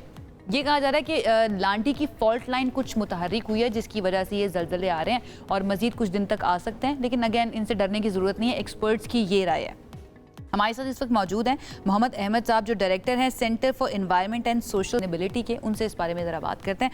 बहुत शुक्रिया अहमद साहब हमें ज्वाइन करने के लिए। सबसे पहले ये फॉल्ट लाइंस के बारे में बताइए। ये जो खबरें आ रही हैं कि कुछ फॉल्ट लाइंस एक्टिव हुई हैं कराची के अंदर, ये क्या होती हैं और क्या वाकई में कराची वालों को ज़रूरत नहीं है डरने की? जी बहुत शुक्रिया आपका। देखें, डरने की तो बाकी बिल्कुल जरूरत नहीं। इस वक्त जो जल्जले आ रहे हैं, अगर हम पिछले 2 दिन में 3 दिन में जितने जल्जले आए हैं अगर उनको एनालाइज करें तो कम से ज़्यादा जो बड़ा जल्जला आया वो 3.6 का है। अब 3.6 मैग्नीट्यूड का जल्जला है। अगर इससे पहले मैं थोड़ा सा समझाऊँ आम अपने जो नाजरीन हैं उनके हवाले से कि अर्थक्वेक एक तो है अर्थक्वेक का आना, जल्जले का आना। जल्जला जब आता है तो एक sufficient amount of energy release होती है, ठीक है। दूसरा जो मामला होता है उस जल्जले की वजह से ज़मीन का हरकत करना, और तीसरी जो बात होती है वो है उसका असरअंदाज होना या उसका महसूस किया जाना। अब महसूस करने वाले कौन लोग हैं? एक तो हम इंसान हैं और दूसरी हमारी बिल्ट एनवायरनमेंट, ठीक है। अब जो जल्जले से जो अमाउंट ऑफ एनर्जी रिलीज हो रही है, अब तक जो सबसे बड़ा जल्जला है जैसे मैं आपको बताऊं जिसका है, इसका मतलब ये है कि इतनी अमाउंट ऑफ एनर्जी रिलीज करता है जितना कि जैसा कि आपका पाकिस्तान का शाहीन मिसाइल 2 जो है जितनी एनर्जी रिलीज करे। अच्छा, ठीक है। और जो कम से कम हम बात करें वो 2 पॉइंट समथिंग के जल्जले हैं। तो अगर मैं 2 मैग्नीट्यूड के जल्जले की बात करूं तो इसकी इतनी एनर्जी होती है कि अगर बड़ा 767 बोइंग जो जहाज है वो जो जमीन पे लैंड करता है तो उससे 3 गुना ज्यादा एनर्जी तो वही रिलीज कर रहा होता है, ठीक है। तो एक बात तो ये हो गई कि वाकई जिस तरह एक्सपर्ट कह रहे हैं कि घबराने की बहुत ज्यादा जरूरत नहीं है, तो हकीकतन इसमें ऐसी ही बात है, घबराने की जरूरत नहीं है। अब दूसरी जो बात आपने सवाल किया कि फॉल्ट लाइन एक्टिव हो गई है, तो यहाँ पर एक बात मैं जिक्र करता चलूं। देखें, फॉल्ट लाइन है क्या चीज? ये जमीन पे मौजूद जो क्रैक्स हैं, जो जमीन की जो जमीन एक हिस्से में नहीं है, मुख्तलिफ शक्लों मुख्तलिफ प्लेटों में मौजूद है। तो जमीन पहले तो एक ही थी, लेकिन फिर अल्लाह ताला ने इसको फैला दिया और इसको एक तवाज़ुन इसका कायम किया। अब जब तवाज़ुन उसका बिगड़ता है तो उसकी वजह से कुछ एनर्जी रिलीज हो जाती है और वो जल्जलों की शक्ल में आ जाती है। अब एनर्जी कहाँ से रिलीज होगी? ये जमीन के अंदर मौजूद जो एनर्जी उसने बाहर आना है। अब वो बाहर कहाँ से आएगी? लाजमी बात है जहाँ रास्ते होंगे वहीं से आएंगी। अब इसके लिए जो बड़े बड़े रास्ते होते हैं एनर्जी को बाहर आने के, वो होती है इंटरटेक्टोनिक प्लेट बाउंड्रीज। यानी कि इसकी मिसाल आपको मैं ऐसे दे दूं, फॉर एग्जांपल इस कमरे से मुझे बाहर जाना है, तो बाहर जाने के लिए जो दरवाजा होगा वो एक बड़ा रास्ता है। आमतौर पे दरवाजे के 2 हिस्से होते हैं, हम एक दरवाजे का हिस्सा खोलते हैं, बाहर चले जाते हैं, इतनी अमाउंट ऑफ एनर्जी चली गई। लेकिन अगर ज्यादा लोग इस कमरे से निकलने लगेंगे तो हम क्या करेंगे? दोनों दरवाजे खोल देंगे। तो ये मैक्सिमम कैपेबिलिटी होती है कि इतनी अमाउंट ऑफ एनर्जी यहाँ से बाहर जा सकती है, ठीक है। तो बहुत बड़े जल्जले अगर आएंगे तो वहां आएंगे जहाँ इंटरटेक्टोनिक प्लेट बाउंड्री हो। तो इंटरटेक्टोनिक प्लेट बाउंड्री कराची के अंदर से, ठीक है। डॉक्टर बड़े अच्छे तरीके से आपने एक तो समझा भी दिया है एनालॉजीज के साथ, और दूसरा ये भी बता दिया कि डरने की ज़रूरत नहीं है कराची वालों को। बहुत अच्छी बात है। अच्छा, क्या इनको प्रिडिक्ट किया गया था पहले से जो इस वक्त जल्जले आ रहे हैं, या फिर हमारे पास वैसे दुनिया भर के अंदर इस तरह की टेक्नोलॉजी मौजूद है जिसमें जल्जलों को प्रिडिक्ट किया जा सकता है? क्या पाकिस्तान के पास ऐसी टेक्नोलॉजी है कि पेशगोई की जा सके कि जल्जला आ सकता है इस वक्त के दौरान? मुख्तलिफ किस्म के टाइम प्रिडिक्टेबल मॉडल्स हैं जो बताते हैं कि अंदाजन इतने अरसे बाद इस फॉल्ट के ऊपर अगर ये फॉल्ट साकिन रहा, ठीक है। पहली बात तो ये हमें पता हो कि एग्जैक्टली ये सोर्स है। जल्जला हर जगह नहीं आता, जल्जला स्पेसिफिकली उन जगहों पे आता है जहां से एनर्जी बाहर आ सकती है। तो पहले तो हमें एग्जैक्ट पता हो कि जल्जला आना कहाँ पर है। अगर हम कराची की बात करते हैं तो कराची के अंदर ऐसी कोई बड़ी फॉल्ट लाइन मौजूद नहीं जिसमें कोई बहुत बड़ा जल्जला आ जाए, लेकिन इसका ये मतलब नहीं है कि कराची कभी वाइब्रेट नहीं करेगा। कराची के अगर हम अतराफ का जायजा लें तो कराची के शुमाल, मशरिक, मगरिब हर तरफ बड़े बड़े सोर्स मौजूद हैं। और सबसे ज्यादा खतरनाक बात कराची के लिए ये है कि कराची ऐसी जगह, ऐसी जो लोकेशन में मौजूद है जो कि less than 100 kilometre triple junction के, ओके, जहाँ पर दुनिया की बड़ी बड़ी इंडियन टेक्टोनिक प्लेट, यूरेशियन और अरेबियन आपस में मिलती हैं, जो कि यहाँ पे हमारे पास मकरान कोस्ट पे मौजूद है। तो उस जगह पर बड़े से बड़ा जल्जला आने का खतरा कराची के नियरेस्ट मौजूद है। तो अगर खुदा ना खास्ता वहां जल्जला आता है तो कराची अच्छा खासा उसकी वजह से असरअंदाज हो सकता है। और इससे पहले आखिरी दफा जो वहां जल्जला आया था 8.1 का, वो पाकिस्तान बनने से पहले आया था।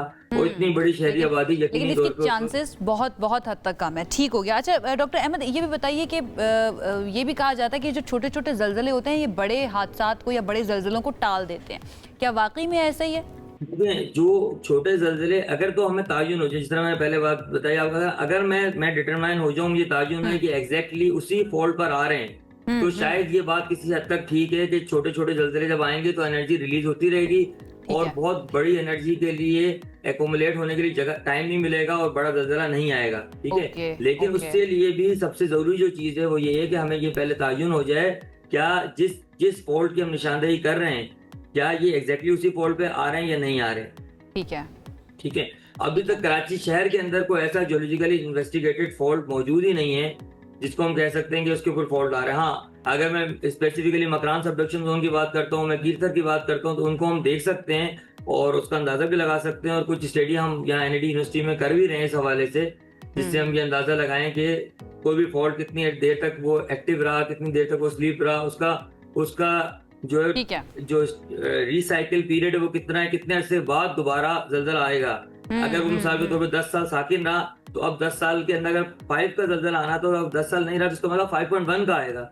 ये सारे अंदाजे हैं जो हम लगा सकते हैं, लेकिन प्रिडिक्टिव मॉडल कोई ऐसा नहीं है। प्रिडिक्शन हम सिर्फ ये कर सकते हैं बड़े से बड़ा जल्जला जब आएगा ठीक है, यानी कि एक्यूरेसी के साथ प्रेडिक्शन नहीं की जा सकती है, अंदाजा ही लगाया जा सकता है और उस अंदाजों की बेस पे ये सारे काम किए जा सकते हैं कि अपने आप को महफूज किया जा सके। बहुत शुक्रिया डॉक्टर मोहम्मद अहमद साहब हमारे साथ मौजूद थे। तमाम कराची के देखने वाले आपको घबराने की ज़रूरत नहीं है, इंशाल्लाह कोई बड़ा नुकसान जो है इनसे नहीं होगा, लेकिन अगेन अपने आप को महफूज करना जो है ना वो टॉप प्रायोरिटी होनी चाहिए। इसी नोट के साथ वक्त जो हमारे प्रोग्राम का हो चुका है ख़त्म। आपसे करेंगे दोबारा मुलाकात, अपना बहुत ख्याल रखिए, इजाज़त दीजिए, अल्लाह हाफ़िज़।